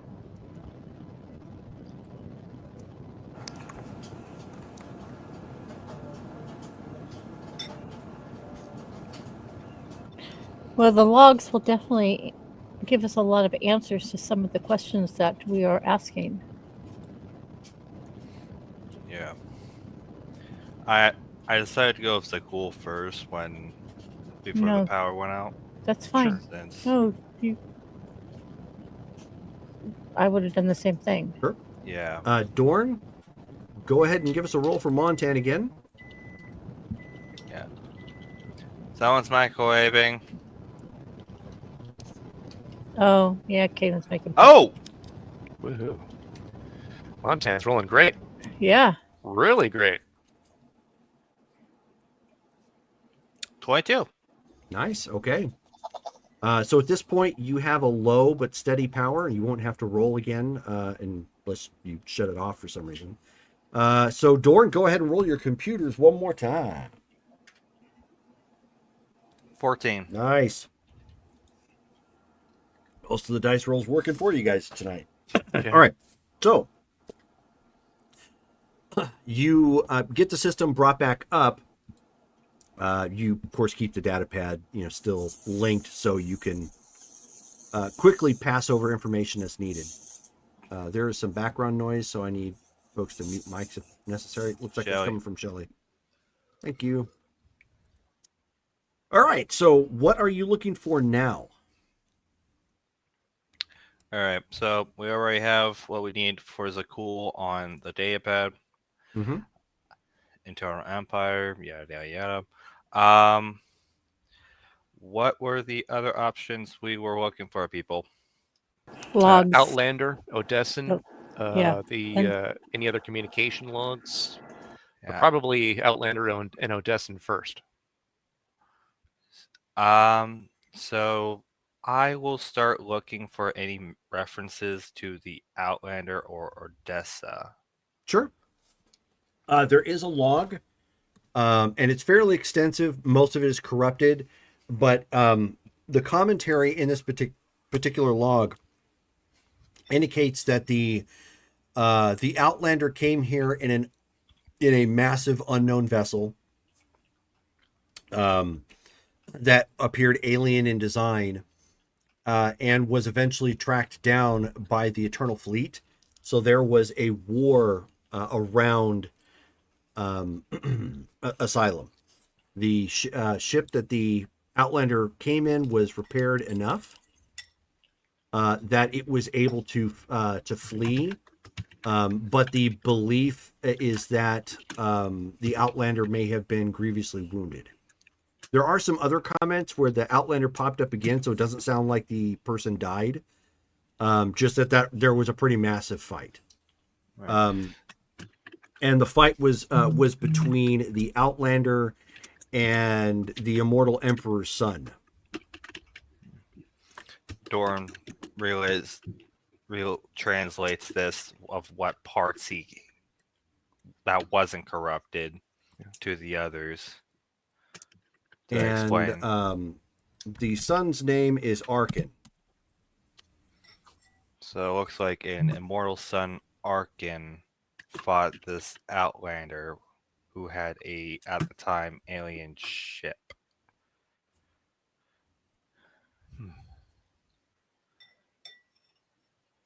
And then there's some comments, although they can't they don't know specific. They don't indicate where, but Odesson is clearly a planet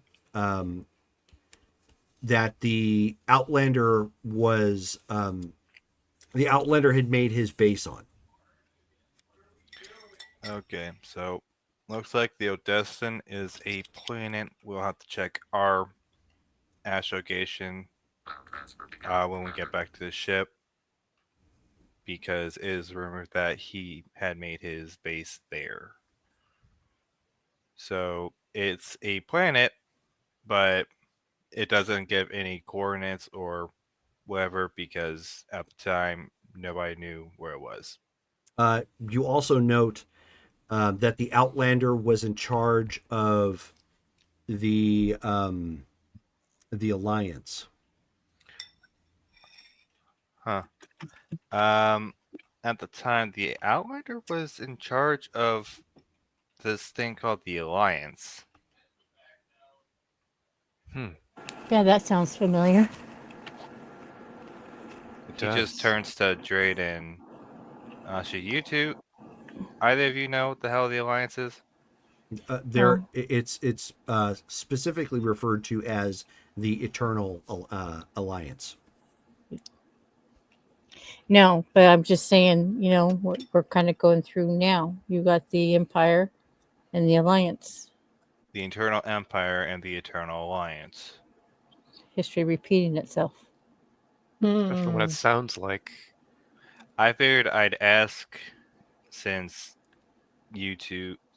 I've heard Jedi typically had logs before Order 66, so Yeah. Jerome, would any of those names or whatnot allow either Asada or Drade to make like a some sort of knowledge roll, cultures roll? I'll allow it, but I'll tell you right now, you need to get a 30 or higher. Okay, well, it's worth a try. Let me see what I Why got, not? though, first. Here we go. Cultures 3D2. Come on, sixes.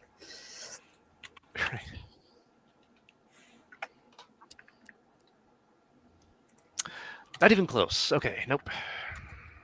Just a bit offside. Bad argument. Seems like I had an argument and lost.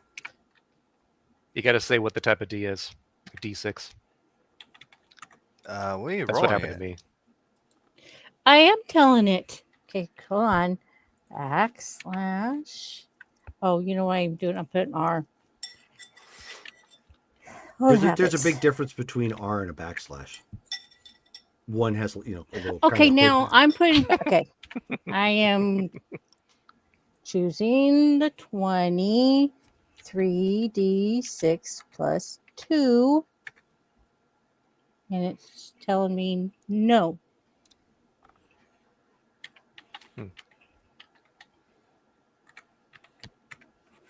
And I can't even do it that way. It's not letting me roll. because you're not supposed to use /R. Well, I know, but I thought I And was. everything's in lowercase. caps. Oh, I didn't realize I had. Just do backslash and it should pop up.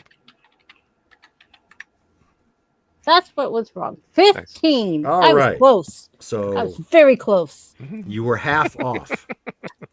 That's still close. Missed it by that much. Okay, so unfortunately, neither of you have heard of it, Okay. which is totally understandable. You know, I've read a lot, but I've never heard of anything regarding the Eternal Alliance or the Eternal Fleet or any of this. No, nothing. All right. I don't recall anything either. All right. I might have as well asked. It's fair. Yeah, this just seems extremely ancient and rare. Is Yeah. is there a year attached to that memo? Let me check. You can certainly sort that out. Colin, give me another computer check. See if you can find a piece that's not corrupted that can give you a little bit more of a hint. God. Oops. By that reaction, I take it you failed. Yeah. One on the wild die. The man with the rubber glove was surprisingly gentle. Wow. So unfortunately, Dorn still has nothing happened to the information. He's just not able to suss it out as he would have liked. Not not as well as I would like. It's hard to find a good date on this as a lot is corrupted. Well, That's fine. We know generally how long ago it was anyway. Well, we might be able to suss more out as when we get back to the ship and have a little bit more time to go through all the data. So don't give up yet, Dorn. Yeah, Yeah, how about flight logs?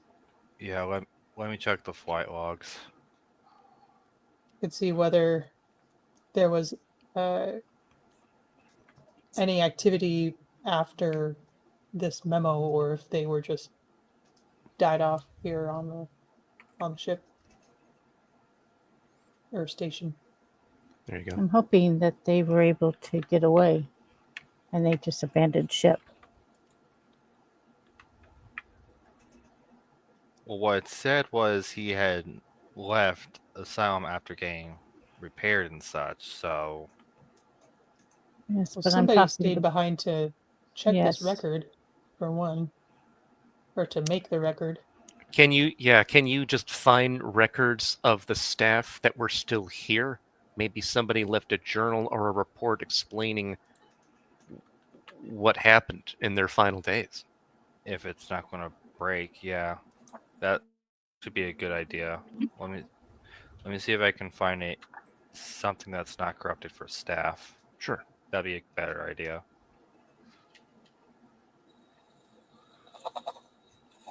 You want me to roll for that? Yep. Of course. I Think figured he's to gonna ask. give it to us free? Come on, this is your dad we're talking about. 13. Okay. So you end up. Um,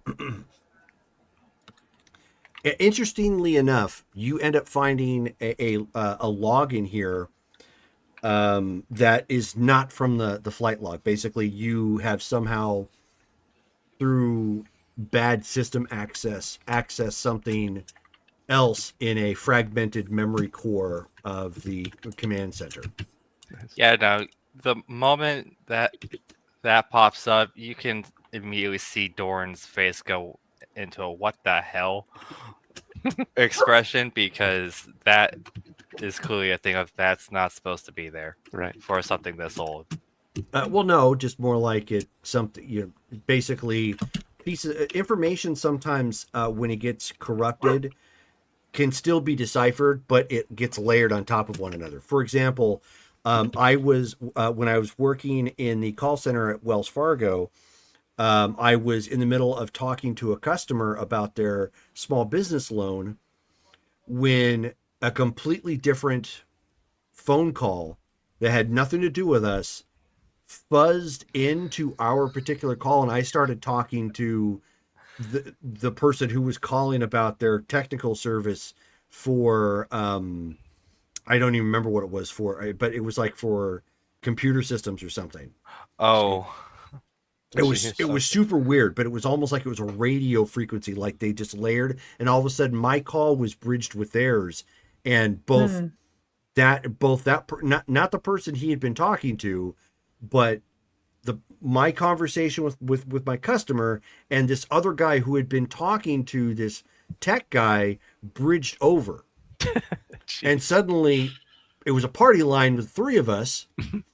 And I don't know what happened to the other guy, but something basically it's like that. So the information kind of got corrupted, but in a way that it got layered on top of one another. And so you have a piece of information that came from somewhere, but not clearly here. But it's a technician making a comment, and this was but this particular comment happened sometime. No, no, no, no, no. Oh, Still, he can tell you that. don't get the exact date, but it was back during the 3600s. Okay, yeah, this is. And it's a hold on a second. And the comment is the comment itself is from a memory fragment that the droid HK-55 had in its memory banks that refers to the Sith Lord Lana Beniko with members of the Alliance finding the Outlander frozen in carbonite. But that's really all it says. Okay. It's a random non sequitur, but kind of related to what it is you were looking for. Yeah, he just looks at him and just says, "This isn't supposed to be here because this is a memory fragment from a droid." Oh, that's a lot of corruption. What did the fragment say? The fragment somehow fuzzed over to here. It's a Like comment a file. from it's A file got it's a comment from overlaid. basically it's a memory fragment comment from a HK what was it, HK 54? 55. 55. 55 droid Shit that file. is basically talking about the Eternal Alliance, the Outlander being frozen carbonite, and the the Eternal Sith Lord at the time. This is dated at the 36,000s.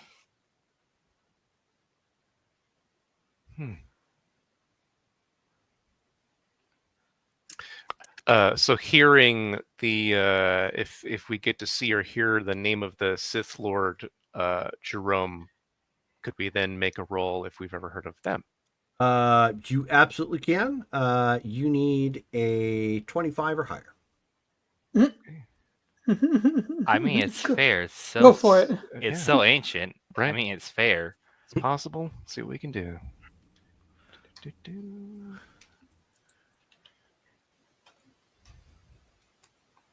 Ooh, Oh. possible. Uh-oh. Hold on. If I can type properly, here we go. What am I rolling? Cultures. Cultures? Okay. Not quite. 19. So Come on, close. sixes.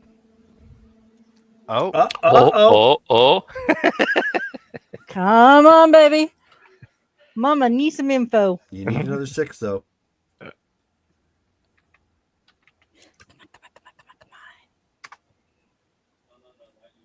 Oh, So close. You got closer. 22. So close. Oh, me too. So Wait a close. second. You know that would have been something if she's like, wait a minute, I heard of this person. Oh yeah, Sith Lord, Lana Benica.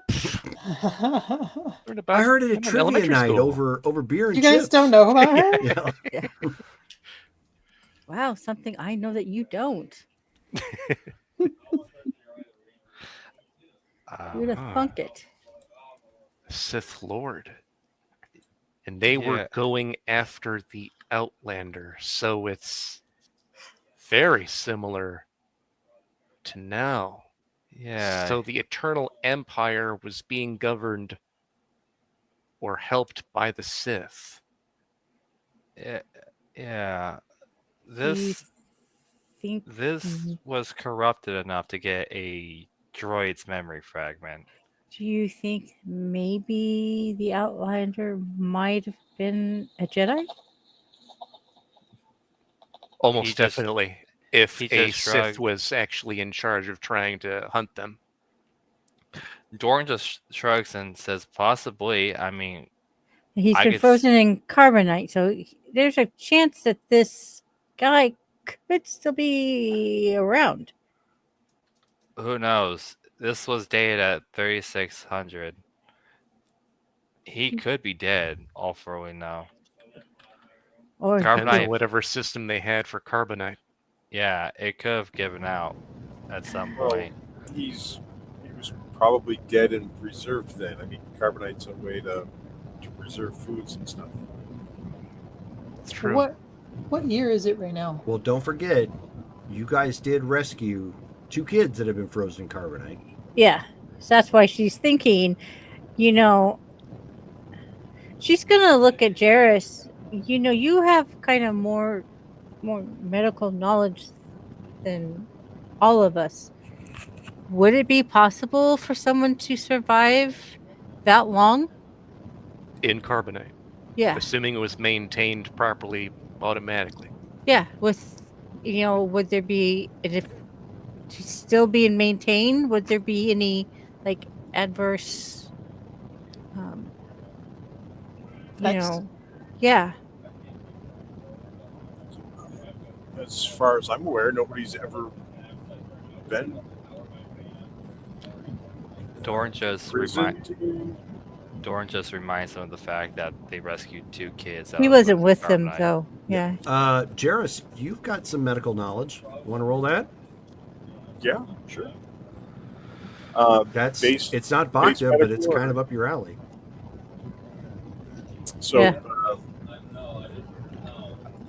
so medicine or first aid. Medicine. Because the group had, while you weren't there, the group did save kids that were frozen in carbonite. And that has never come up in roleplay. Right. So I have no clue Yeah, about that. exactly. Yeah, it's because it was a one-time thing. Yeah, when we yeah. Well, found that No, was yeah, like he- right before. It was right before he came on joined. board. Yeah. Yeah. Yeah. I'm surprised he didn't hear about it. Oops. Well, maybe they kept the actual the details kind of under wraps. Right. Well, I mean, it's because we never talked about it after that. Just a 6. I guess that's true. Okay. However, because that is a specialty skill, you're up 1 rank. So you got a 6. Yeah. Total. That puts you in a moderate. It's never been tested, but in theory, you could freeze a person and they're going to stay frozen until you thaw, provided the power source is steady. I suppose living tissue could be frozen. However, who knows what that would do to the mind? If we're talking hypothetically 3,000 years of standing still, But they're not conscious the entire time, are they? how would I know? Doran just says, I mean, Carbonite freezing,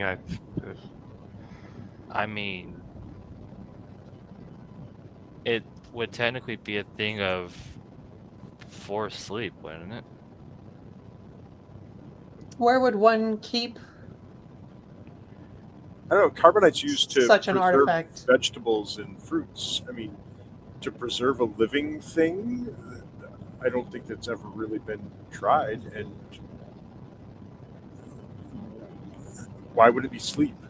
I mean, you're well, we've altering the flesh to a frozen state. we have literally run into individuals being frozen in carbonite before. And And why are it you was asking me? They weren't frozen as long as these children were, but yeah, they were frozen in carbonite yeah, and it was So- and a resuscitated. yeah, and it was a thing of to save them because of the situation. So it sounds Which- like there is at least a slight chance. However, Well, we're far gone. do these kids say they were asleep? I asked. We don't know. Tornar. You know, we didn't get a chance Wisdom. to really talk to them. Yeah, No, no. Tornar they had were, whisked them away to get They them were the some- High Lord's siblings. I think they were related. And to- Jarrus would know that. Yeah, But, and but that was, hang on a second, that was as a rumor that had gone around that the back during the purge, when House Pelagia had taken that beating, and many of the houses teamed up against it during Order 66 to beat them back and put them in the state they're in now. Around that time frame is when the High Lord siblings went missing. That was what, like 20 years ish? Yes. I mean, that's a big difference between 20 years and 3,000 years. P.S. Jerome, what year is it now? How do we, in our reckoning? In this particular, well, Yeah, you can't call it BBY because correct. we don't know what we're measuring up into. Right. But let me check real quick. I'm sure that there's something that translates that. The Empire works on a prophetic time system, so that's I mean, they would. It certainly works to help keep all the movies and shows in line. But it's not like anybody goes around and go, oh, you know what? I just missed it. It's 3 BBY. What's BBY? Battle of Yavin. That sounds ominous. It's like ancient history being measured in BC. Right.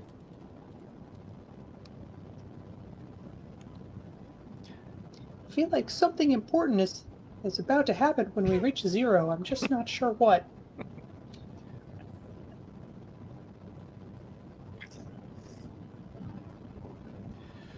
Well, they all get it's- raptured. so you're saying that you've encountered people that have been Yeah, we preserved at carbonite, and presumably you noticed no insanity when you were dealing with them.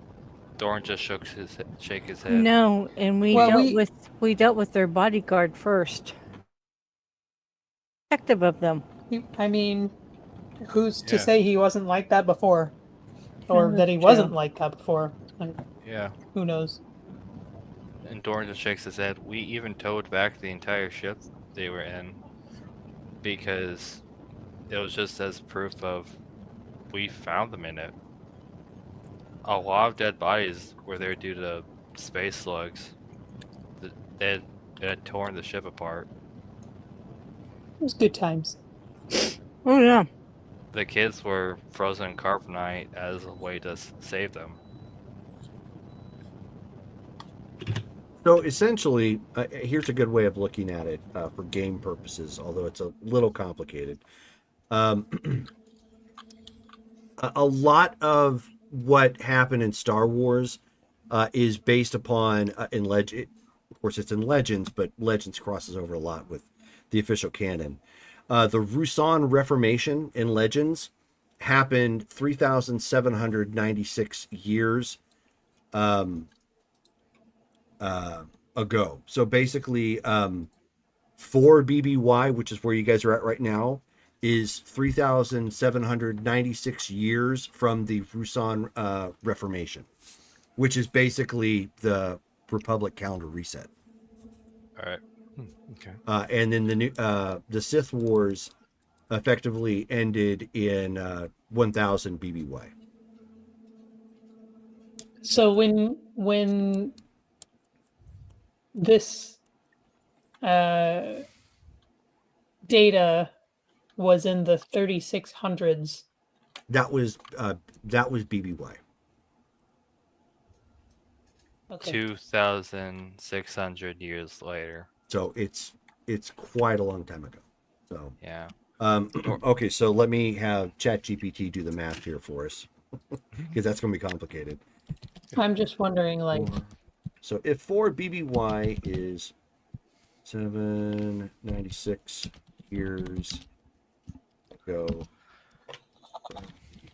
Sun Reformation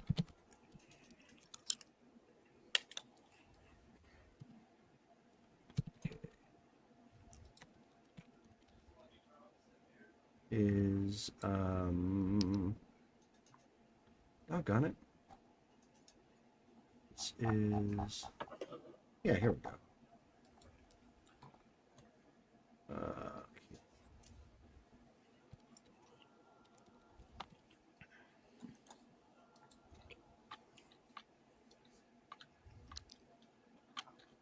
If there's anything this system will do great is math. I don't want to do. I don't want to have to math it. Okay, perfect. That's a good way of looking at it. Okay. So, okay, so perfect. Okay, so I can even have it generate like timeline. So but basically so if we were saying 3631 BBY, you're looking at 2631 years before that reset. So that's effectively like over 5,000 years ago. Okay. Well, Sorry, folks. Didn't mean to do all that math, but Mm-hmm. that effectively is when that happened. Yeah, it helps. yeah. So Dorna says, well, I'm saving this memory fragment Right. to the datapad as reference, because holy good God. And I'm going to see if I can actually pull up the actual flight logs. Because this was not supposed to be here. Any chance there's a captain's log? yeah, what's Like, the star date on that? I don't know. Spock, what is the start date? captain's log, like for the actual staff. Correct. Which is a smart idea. Yeah. Yeah, that's actually a good idea, Jairus. I'll get onto that. See what happened. Oh! Nice. May the dice 21. be with you. 22. Oh, yeah, 22. Nice. That land's being very difficult. Yep. Yeah. I didn't even think about that.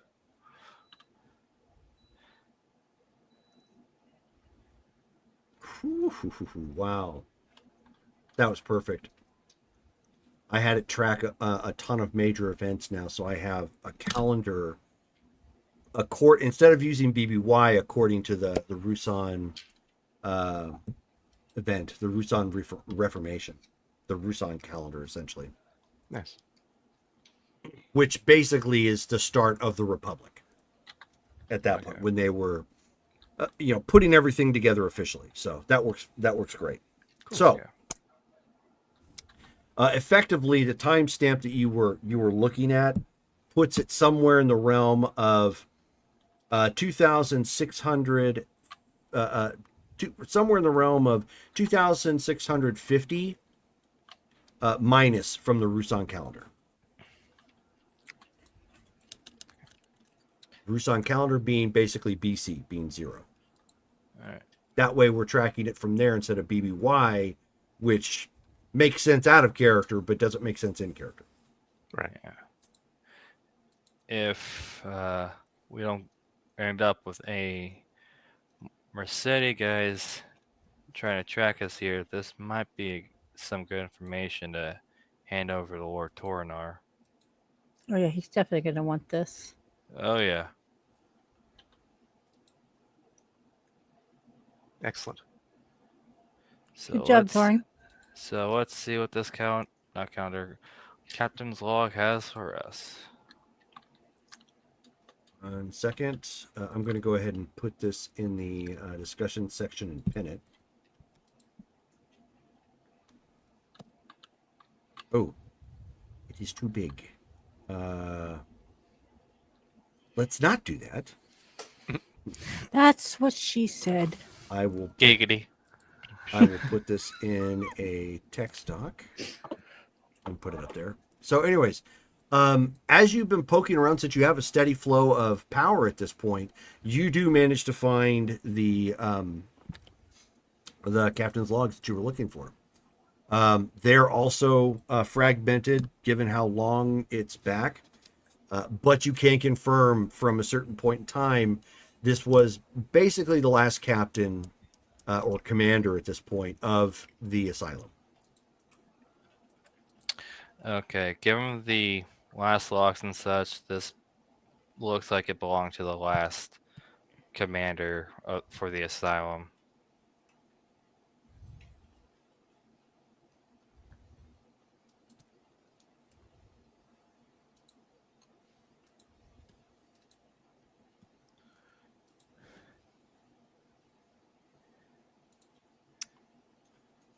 Does it explain anything regarding what they were going through? You do so, Colin. I'll just let you know, so and don't have to relay everything from there.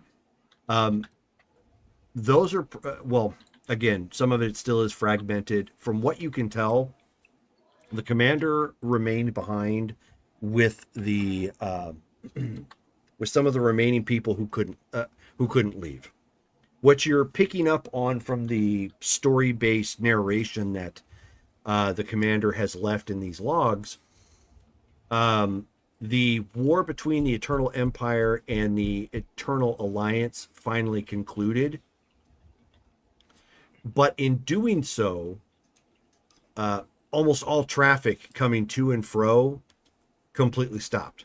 There was no need to travel to Zakul anymore, unless you were a bandit, basically, or a thief, or archaeologist or something.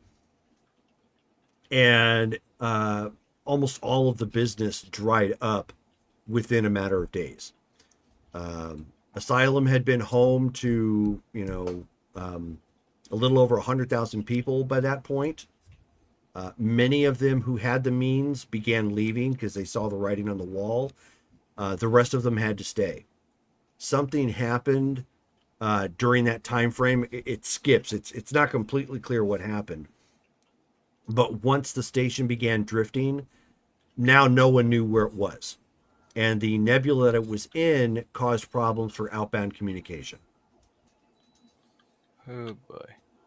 Okay, so it's fragmented, but it gives a bit of a story. Once the war between the Alliance and Empire ended, both eternal, obviously, there was no need to go to and from Zakul. Business dried up.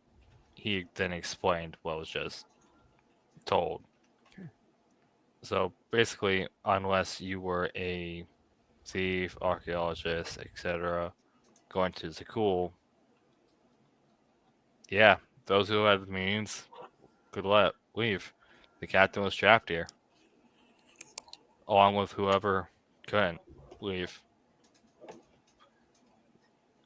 The Asylum ended up drifting into the nebula, and it made outbound communications difficult because nobody knew where Asylum was. Well, that would do it. Fascinating. So it was imperative for the war that was happening, but once that ended, everything ended quickly. You do also find a comment or two from the commander talking about that the belief is that the Eternal Alliance, shortly after the war, had fractured. Although they're not certain because they were far removed from whatever space area that they were from, that the section of space, and that the Sith Empire and the Republic went back to war with one another. This is interesting. There's a few notes here from the captain. He believes the Republic and such fractured, and the Sith ended up going back to war with each other. The Ran Sith through- went back to war with the other Sith or with the Alliance.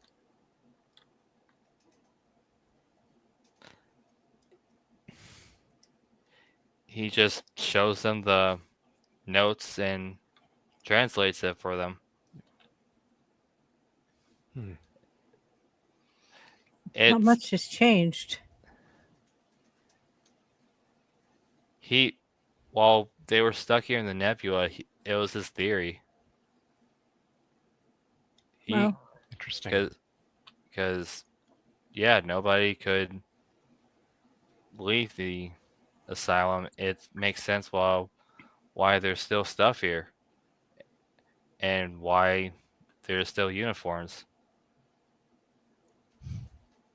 it's kind of sad. Those who could leave left. They saw the writing on the wall, quite literally. And those who couldn't, well, after all these years, any sign of them disappeared, much like Asylum. It's Only sad s- that they could not get help from their fellows. It's because they drifted into a nebula. Stranded No, and I mean the isolated. ones who had the means to leave, that they didn't help the ones who couldn't leave. Well, Just No how need life to- is. right. No need to dwell on that. Of course, it is tragic, but this is fantastic information to have. Yeah. Excellent. Well done, Dorn. Thanks. You think there's anything else we can glean from that terminal? He just looks at Whistler. Hey Whistler, any work on that message that was being sent out? I have all that I can translate. Buddy. Dorn just goes back to the computer. Okay, let's see what that message was that was being sent out. Well, do we think we can figure out where Zakul is now?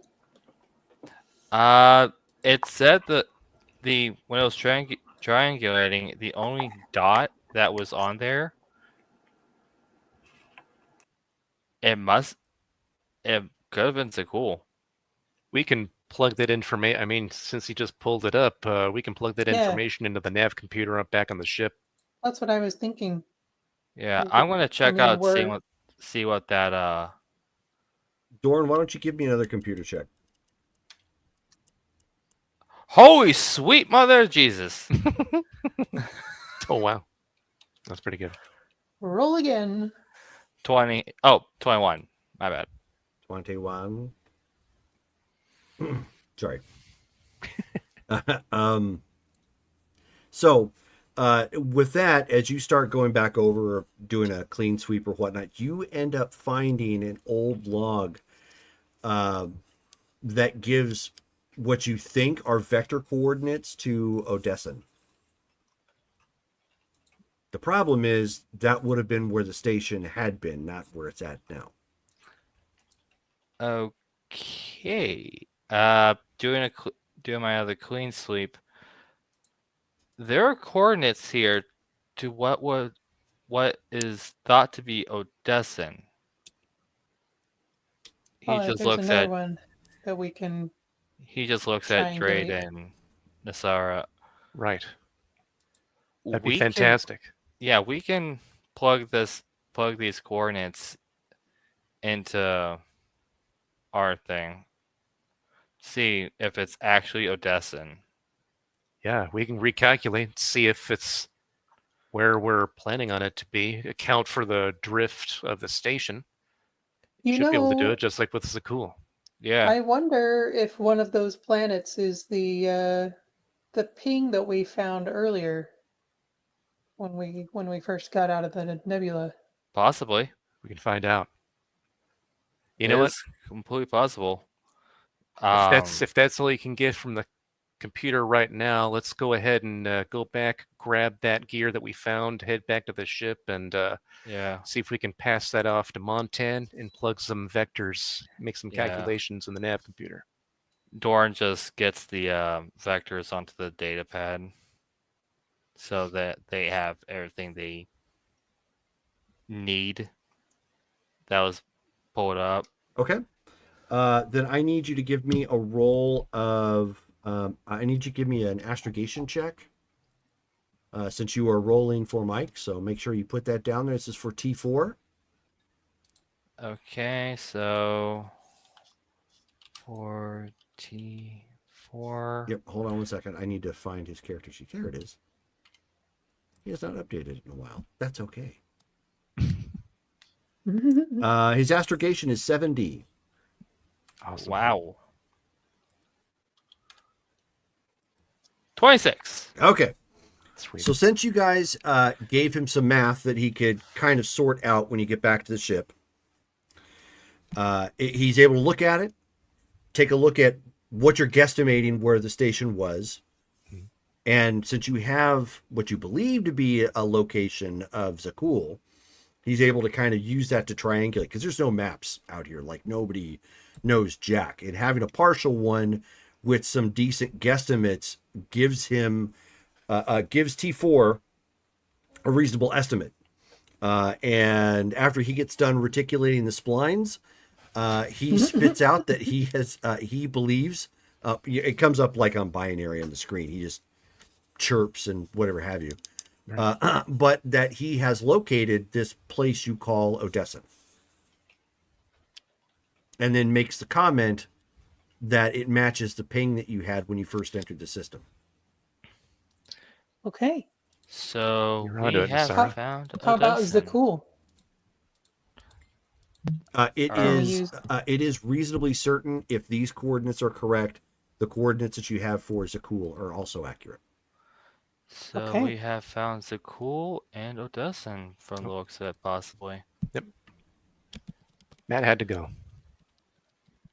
Yep, he told me he had a hard out because he's got an Yep. early day tomorrow. Dang, time zones. Right. Okay. Heading to Odessan to find the Outlander, if he still exists in Carbonite, might be best. And if that's where the ping came from, that might literally be him or Possibly whatever the ship. system he had set up. Or the ship, that's right. He had that gigantic, strangely alien vessel that apparently made him rather powerful. Let's hope it's either the base or the ship, because I doubt it would be the Outlander himself. Sometimes people who freeze others in Carbonite like to take them as trophies. I guess we'll find out.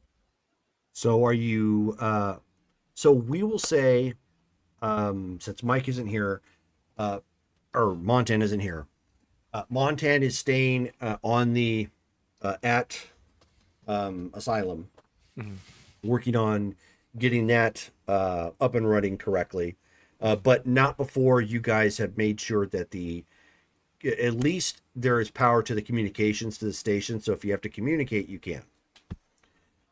We did take both ships here, so we could True. just That's leave true, one we of the could leave ships one. here, just True, in true. case. Yeah. Then since Matt just left, Jarrah stays with him, so he has a ship. Sweet. Perfect. And protection. So you guys you're covered either way.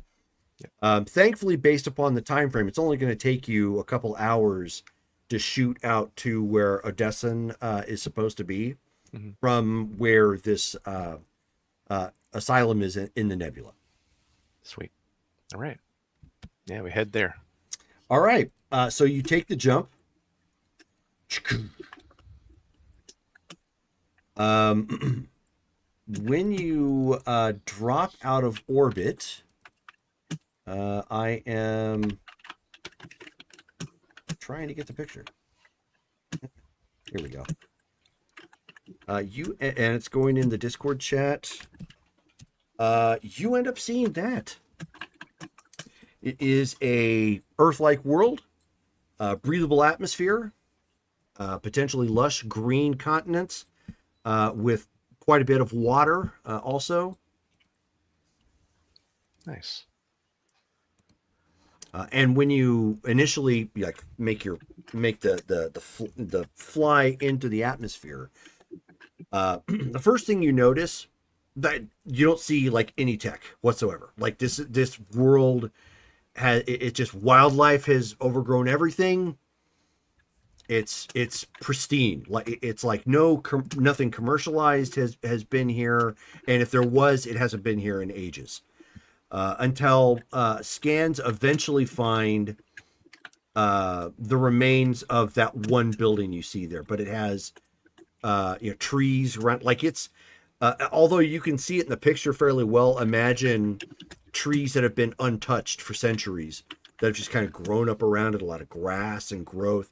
So sensors can obviously pick up the man-made distortions and the building and the facilities that were there, but your naked eye, not initially. It's amazingly covered with foliage at this point. Gotcha. I mean, I Can will we admit it is a beautiful planet. Can we try to sense life? You absolutely can. Okay. I'm assuming you're assuming the trees and wildlife, and plants and whatnot are alive. Yes. Okay. But I think Mhm. she's more looking You're not attempting. for... You're not attempting to. To what was it? The auspex the ground. Right. Unless he's in the ground, then yes. I had a player do that at one point because she was trying to track somebody and botched. You Ooh. see the Earth's Yep. aura. Was it Brittany? No, it was at a live. She was so mad because I was owning her all night for chops, and she's Oh, like, geez. "No, you can't be serious. I lost against the ground. This is ridiculous." No, you lost against Gaia. She won. Yeah, there you go. And she said no. Well, yeah. So if we can if we're detecting any of those, 13. oh yeah.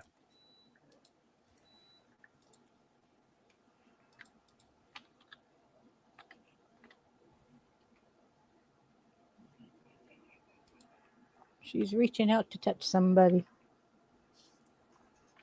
That sounded wrong. She's very personable.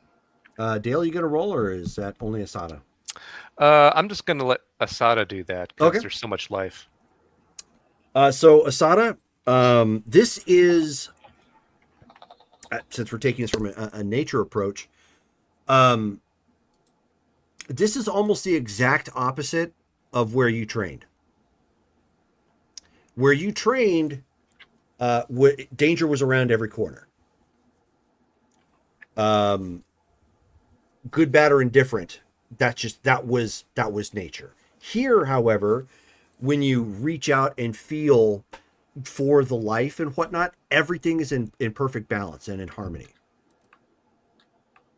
I think because of what she had gone through, that might actually set her back a bit. So you might see that she gets a very kind of a perplexed look on her face. Somewhat like, oh, she's almost like forgotten what that feels like. So looking over at Dread will be like, Well, "You okay? keep What's in going mind, on?" there's a difference between feeling the light side of the force, feeling the Yeah. dark side of the force, and something in perfect balance. You've Yeah. never felt anything in perfect balance. Okay. Like I everything here, every form of life that you can sort of pick up at a high level overview, everything it seems to, it feels like it has a place. Everything is in harmony. um There's no balancing issues whatsoever. I don't know how trade Yeah. reach out because that's the only way I'm going to be able to explain it. All right. Yes, I'll go ahead and do that. Da, da, da, da, da. And you guys do see that they're at a peak. You do end up seeing the base. There is, although it's covered with some dirt, it's not exactly clean and completely level. You can touch down there. There is a open space still that can be landed on.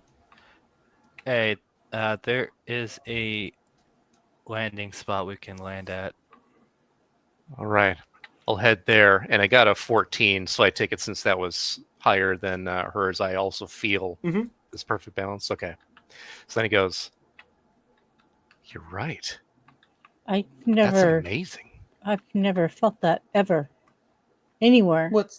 What's happening? The It's force as it's flowing around and through the life on the planet, it's normally you never have this perfect balance of the light and the dark aspects of the force. There's always a shift and it always seems to change, but it's in harmony. It doesn't shift. I mean it's exactly what we've been trying to succeed at and never been able to come even close. This might have something to do with the Outlander. We definitely need to investigate. We need to find him. So finding that landing spot, goes ahead and sets down at it. Yeah, she's rubbing her. She's got chills. I mean, it's just Okay, sure. she's got chills because her typist has the chills. That was kind of cool. Okay, so you land, and you can see that where you were at, this clearly was some sort of base of some kind at one point in time. The structure of the building is still sound, despite the fact like the dome itself has actually trees growing up. Like if you've ever seen, like the Japanese have this, like they have trees that branch out and then another tree will sprout because that's how they plant it. Like they make The use of, bonsai. yeah, no, it's not bonsai. It's something else. Like it's not like a trimmed limb. Like it's a big tree, and then another tree is forming off of the, like fully formed tree forming off of a limb, sort of thing. Oh, And it's just how Okay. it's this technique that they use. So, but I'm just using that illustration in the sense of like enough dirt had covered what would be this dome, and so now there's like trees and growth and everything coming out of it, so it's almost completely hidden from the naked eye. Right. But Okay. when you land, you can tell that the like as you can tell in the picture, the landing pad itself came out over a cliff, and if you look down the cliff, you can see that there's still the remains of some conduit and whatnot that ran along the side for powering, as well as what looks like may have been defensive turrets. And then, of course, on the picture, even though it's obviously you have to age it up, there is clearly like a walkway. If you're imagining, like, okay, if I swept away the dirt, this is probably like their loading and offloading area. This is where ships came down at. So we're probably really near like a blast door, or some entrance. Yeah.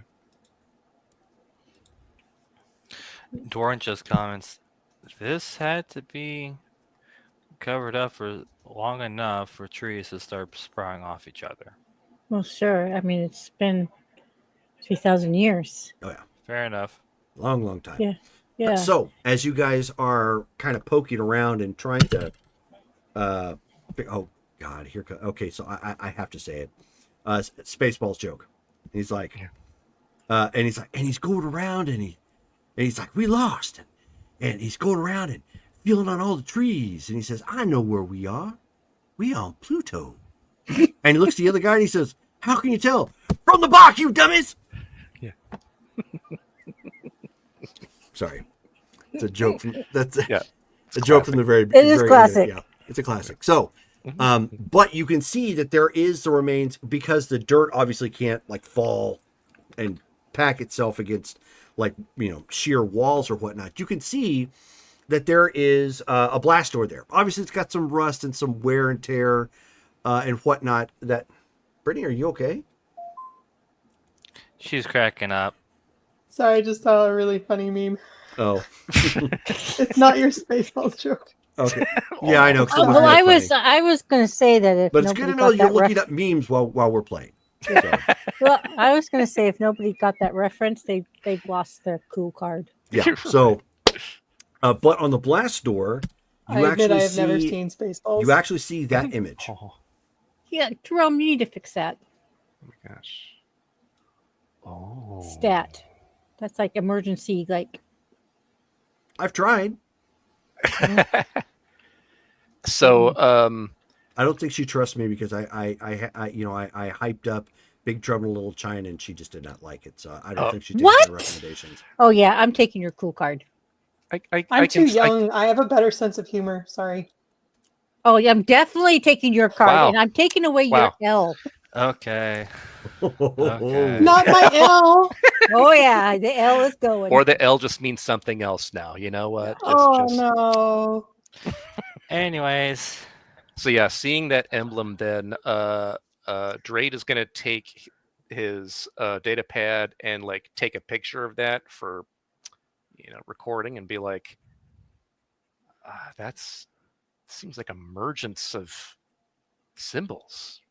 Did our symbology or did our symbols come from this?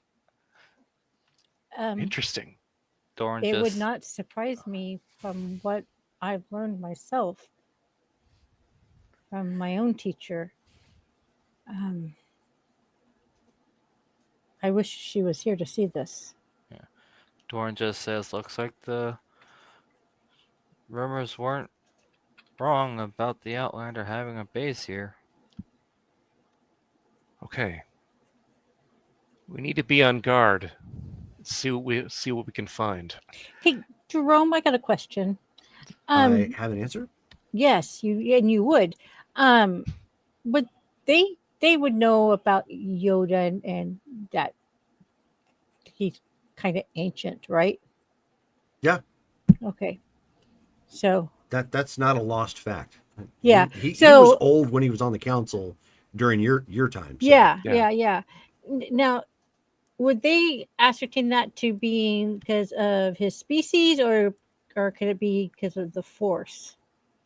no, you wouldn't know. His species wasn't very well known, but Okay. it's not uncommon for certain species to live very long. Okay. For You know, for example, when you guys met Master Kel on the Jedi Praxium, yeah, she was like over 3,000 years old. yeah. Oh, I wish we had her with us right now because she would be a wealth of information. Right. But Drade, you know, now that I think about it, there could be a possibility that he could be alive. We have members of the Jedi who who are older than Yoda. It's true. We don't know what species he is, and we don't know how versed with the Force he was, if that allowed him to live longer. Well, there have always been speculation that the more in tune you were with the Force, there was a possibility of longevity. Longevity, That yeah. that word. Understandable. But if he was up and around, it would seem like the base would be better taken care of. And not too obvious with Well, this whole thing. if he's in carbonation, and this I is just a big if he's here. I mean, what?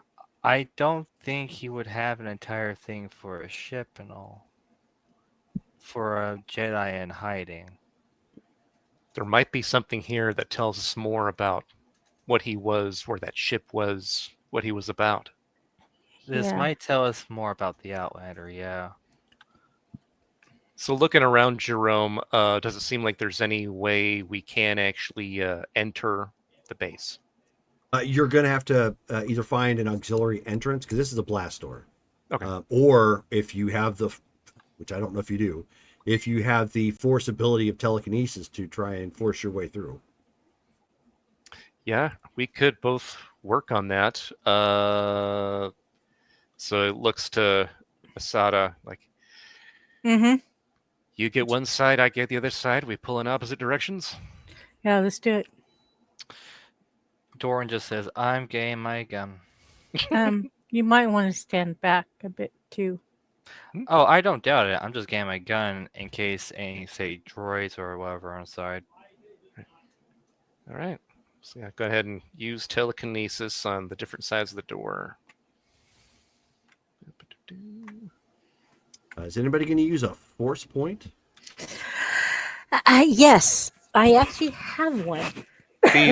These blast doors, do they look large enough where like a ship would go into, like a starfighter, or like what size are we talking? Okay, Oh yeah. so they're pretty huge. Yeah. Okay, yeah, so they're then- very big.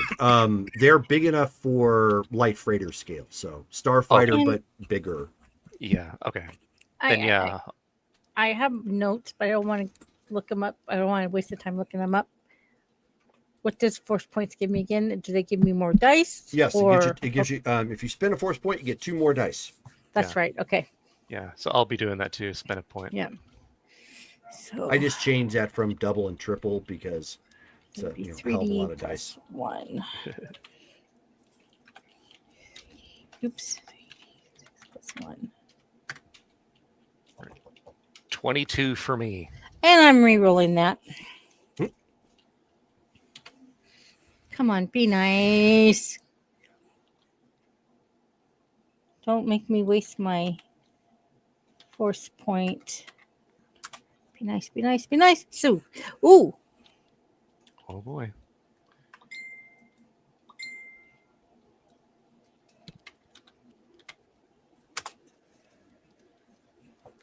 so 16, 18. 19. Oh, 19. Sorry. Yes, 19. Actually, 16 plus 3, Is that'd be 19. 20. 16 plus 3 is 19. She has a plus 19. 1. No, that was right. That's the 16. That's included. Yeah, that's included Yep. with the 16. Yeah, you just look includes at the sums. Yeah, the sums together, 16 and 3. Yep, Yeah. 19. 16, Oh. 17, 18, 19. that. Yeah, 19. So you guys both focus and like at this and at this point, this is probably the first time Dorn and Nasara have really seen force powers at this point used in this, because this is a pretty big thing. Like, these big blast doors, you're designed to protect against obviously ship scale attacks and high powered explosives and whatnot, or just the burn of ships taking off and leaving. As you can hear like the ground start to rumble and some of the dirt starts to fall down from the top, and they start pulling these doors open and get it open to an extent where 2 people could walk in side by side. You don't have to pull them obviously open all the way. And of course it's darkness on the inside,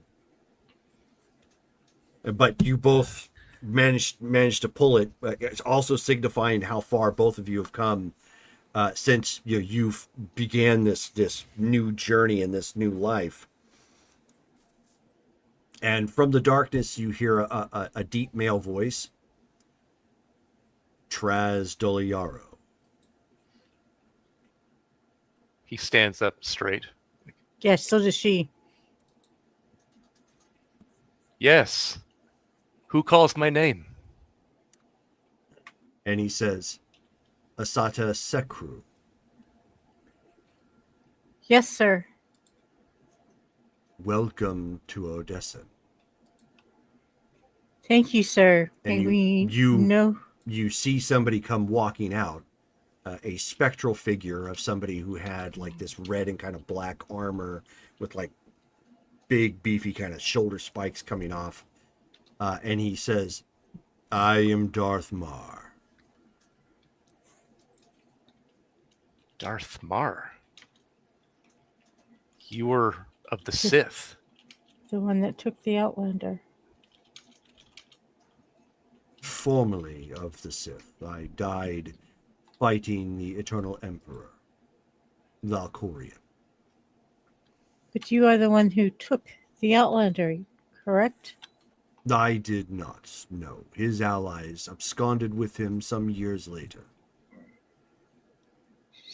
And then he motions to his side, and another spectral figure comes walking out, this time in... she has kind of brown and tannish robes.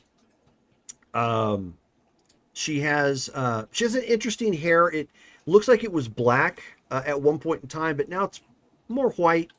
Aged a little bit, probably about at the time when she passed. And he motions to her, and he says, "This is my compatriot, Satil Shan." She will bow to her. And Dorn just asks. she looks to the two of you, and and then she looks to Nasara and Owen, and she refers to you both by name, and she says, Wait, is she also spectral or is she Yes. flesh? Okay. she is also spectral. Although both of these pictures are not spectral, this is what they look like. So does she call Dorn by his code name or by his real name? Real name. Okay, okay. Dorn just looks at the two Jedi he has with them and just asks, "Am I seeing things or is this real? No, this is real. What the?" I'm not sure. Maybe the atmosphere on this planet is different. No, it was completely We might be breathable. hallucinating. It didn't say anything about us tripping. So at that point, even though you can't see his face, Darth Mar kind of looks, to Satil with that commentary. She smiles warmly and she says, "No, there is nothing wrong with the atmosphere here." But there is something unique about the Force here. You are correct. It is in perfect balance. How is that possible? She says, "With the Force, all things are possible." This is something that our previous order has been trying to achieve and never even come close to. And she nods. Darth Mar at that point speaks up and replies, and he says,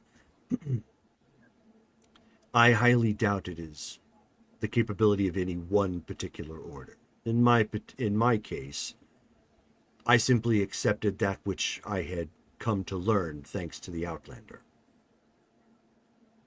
Who is this Outlander person? Satil says, "The Outlander was a great Jedi in his own right. He was the one who unified the Sith and the Republic against the Eternal Empire. So What happened to him? He has gone on and lived his life and has passed on many thousands of years ago." Why and how are you two here? We are Yeah. one with the Force. Well, I've heard rumors of the spirit of one being able to exist, kind of like the ship that Right. we were on. Oh, yes, you are referring to Callista. Yes. You know Callista. We do, yes. Not directly, in passing. In passing? Yes. How do you know? Darth Maul at that point chuckles and he says, "There are many questions I'm certain that you will have.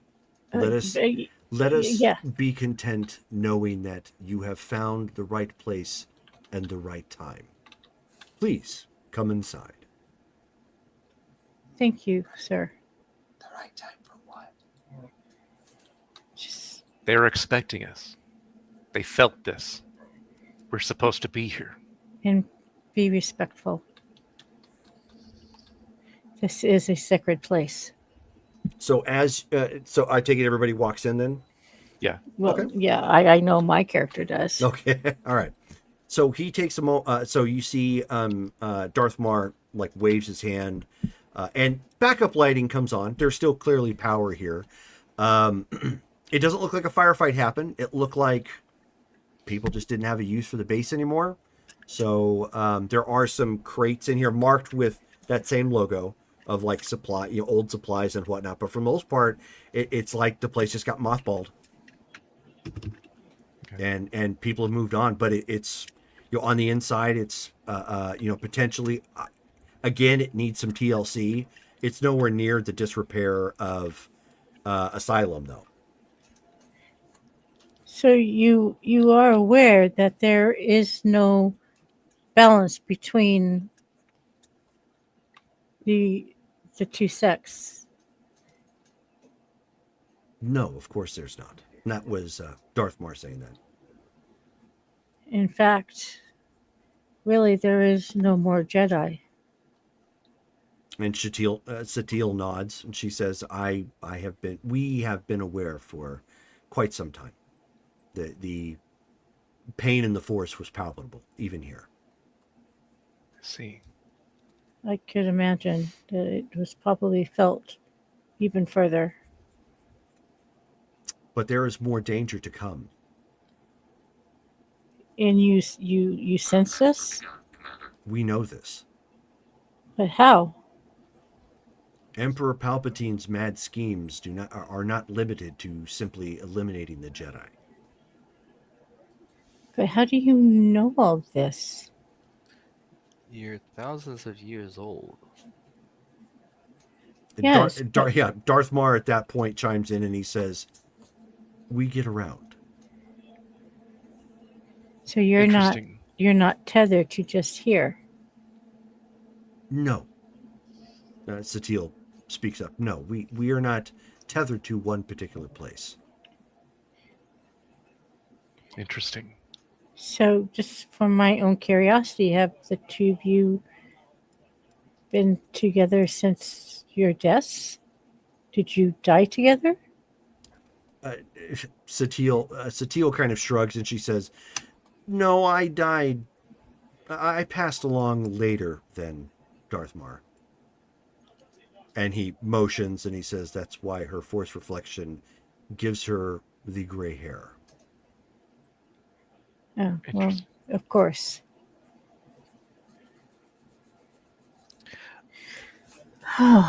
I will admit, though, the logo I'm seeing for these stuff looks eerily similar to the Rebel Alliance and the Galactic Empire. Satil says that is because the Republic is very old, as is um, the resurgent Sith Empire, although they are clearly going by a different name as of this point. At this time, prior to this particular location being fallen into disuse at the dissolution of the Alliance, this was the Eternal Alliance home. It was their base of operations. Interesting. And Zakul was the home of the Eternal Empire. And Darth Mar says that is correct. Our Emperor Vitiate did not have a body of his own, so he inhabited those originally within the Sith Empire. We found out far too late that he had discovered this particular planet named Zakul and took over a very powerful force user there and began his diligent construction of a third party.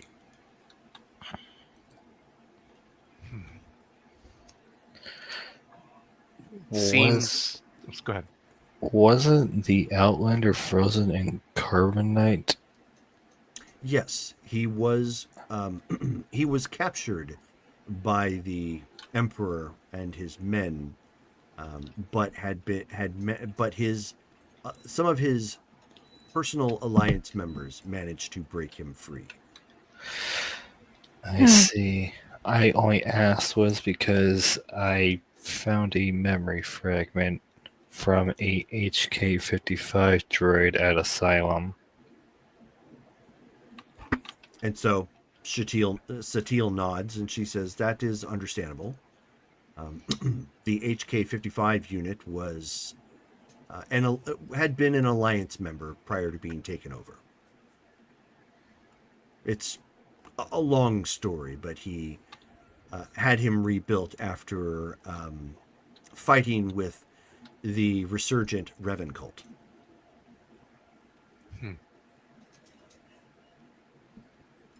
Well, Yeah. we've made it here. We've found the both of you, and you're telling us that there's more danger to come. Can you tell us specifically what we're going to face? What we need to do? Satil says it is currently unclear, but we know the danger is looming, and will be likely within the next few years. It is very close.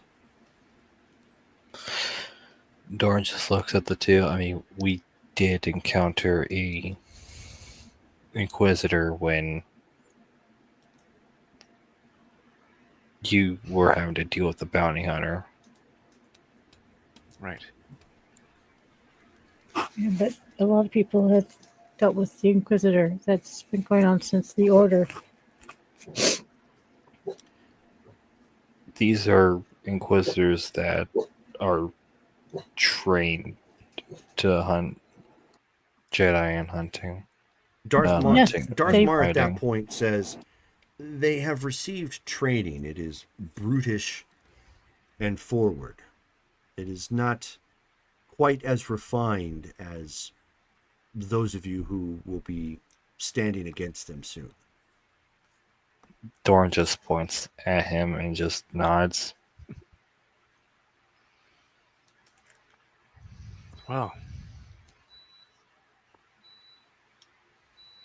you may or may not already know that we are trying to work against the Empire's forces because it's clear that they are tightening their hold against all citizens everywhere. A rebellious alliance is forming to go against them. Would both of you be on our side and be able to offer us advice and help when the time comes that we fight them? Satil at that point says,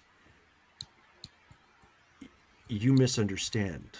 We're already assisting."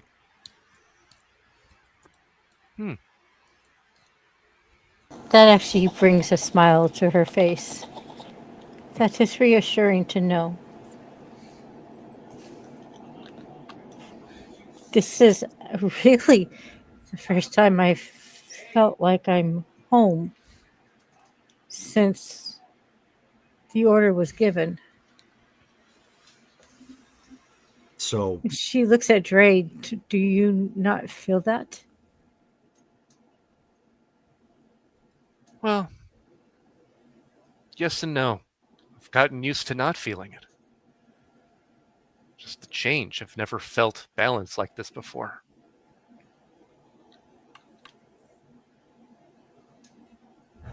and so at that point, Darth Mar says, "So long as you are able to keep this location secret, it is free to use for you and your members of the Alliance." It will remain sacred. We will make sure that they realize that. And Lord Toranor, he's a respectful member of the Alliance. He will also assure that it remains so. And she looks at Nasara for, you know, her her to agree with her.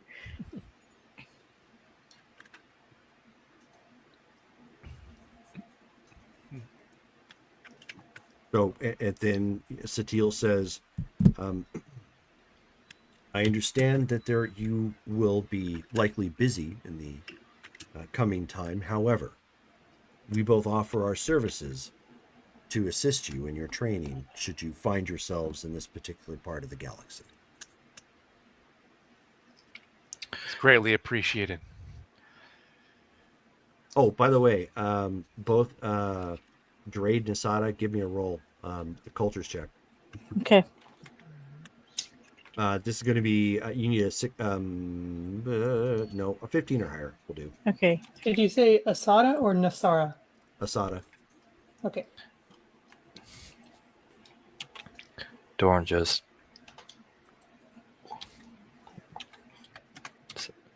leans over to Nasara. 9. Oh, Yeah, 8. failure. Failure. Let's go scan for any ships that might have followed us. Just in Ships that case. followed us? Just in case, remember, we have Messiah on our tail. We never know when they might pop up. Better safe than sorry. Okay. Okay. So Okay, I suppose we could do that. that's gonna be where we're gonna stop for the night because we're a full 3 hours in. All right. So here's where the time jump is going to be happening. I'll let you guys know basically what's going on from there, but all XP at this point can be spent. We're still one step at a time, but if you give me good enough reasons, I can justify something more. So keep that in mind because obviously October is coming up. So as soon as we hit to October, which is only a couple more days, I'll just go ahead and have you guys roll for the October XP, so then you can just put it to the characters for this time jump. Got it. All right. So we need to do some RP votes real quick. So we're going to start off with Dale.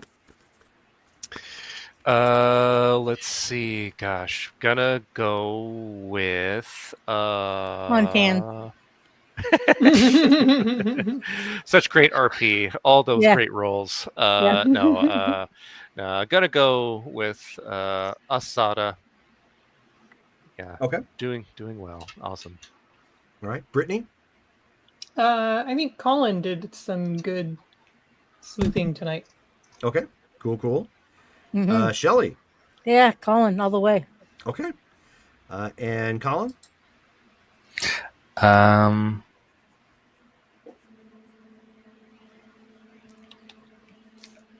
I'll go with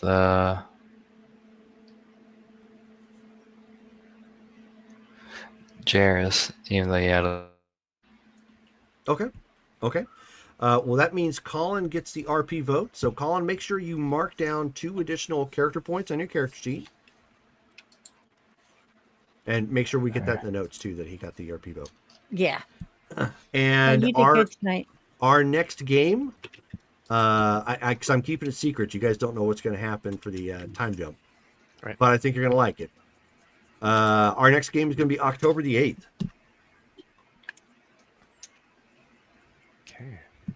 So thank you guys all for hanging out with us. Thank you for all the raids that we had and hanging out. Our Yes. next game is coming up this Friday at 7:30 p.m. Pacific Standard Time. That is Mythic Savannah. And then on Saturday, we have at 6 p.m. our Marvel Superheroes game. So I'm looking forward to that. And I hope you guys all have a good night. Take it easy. Good night, guys. Good night.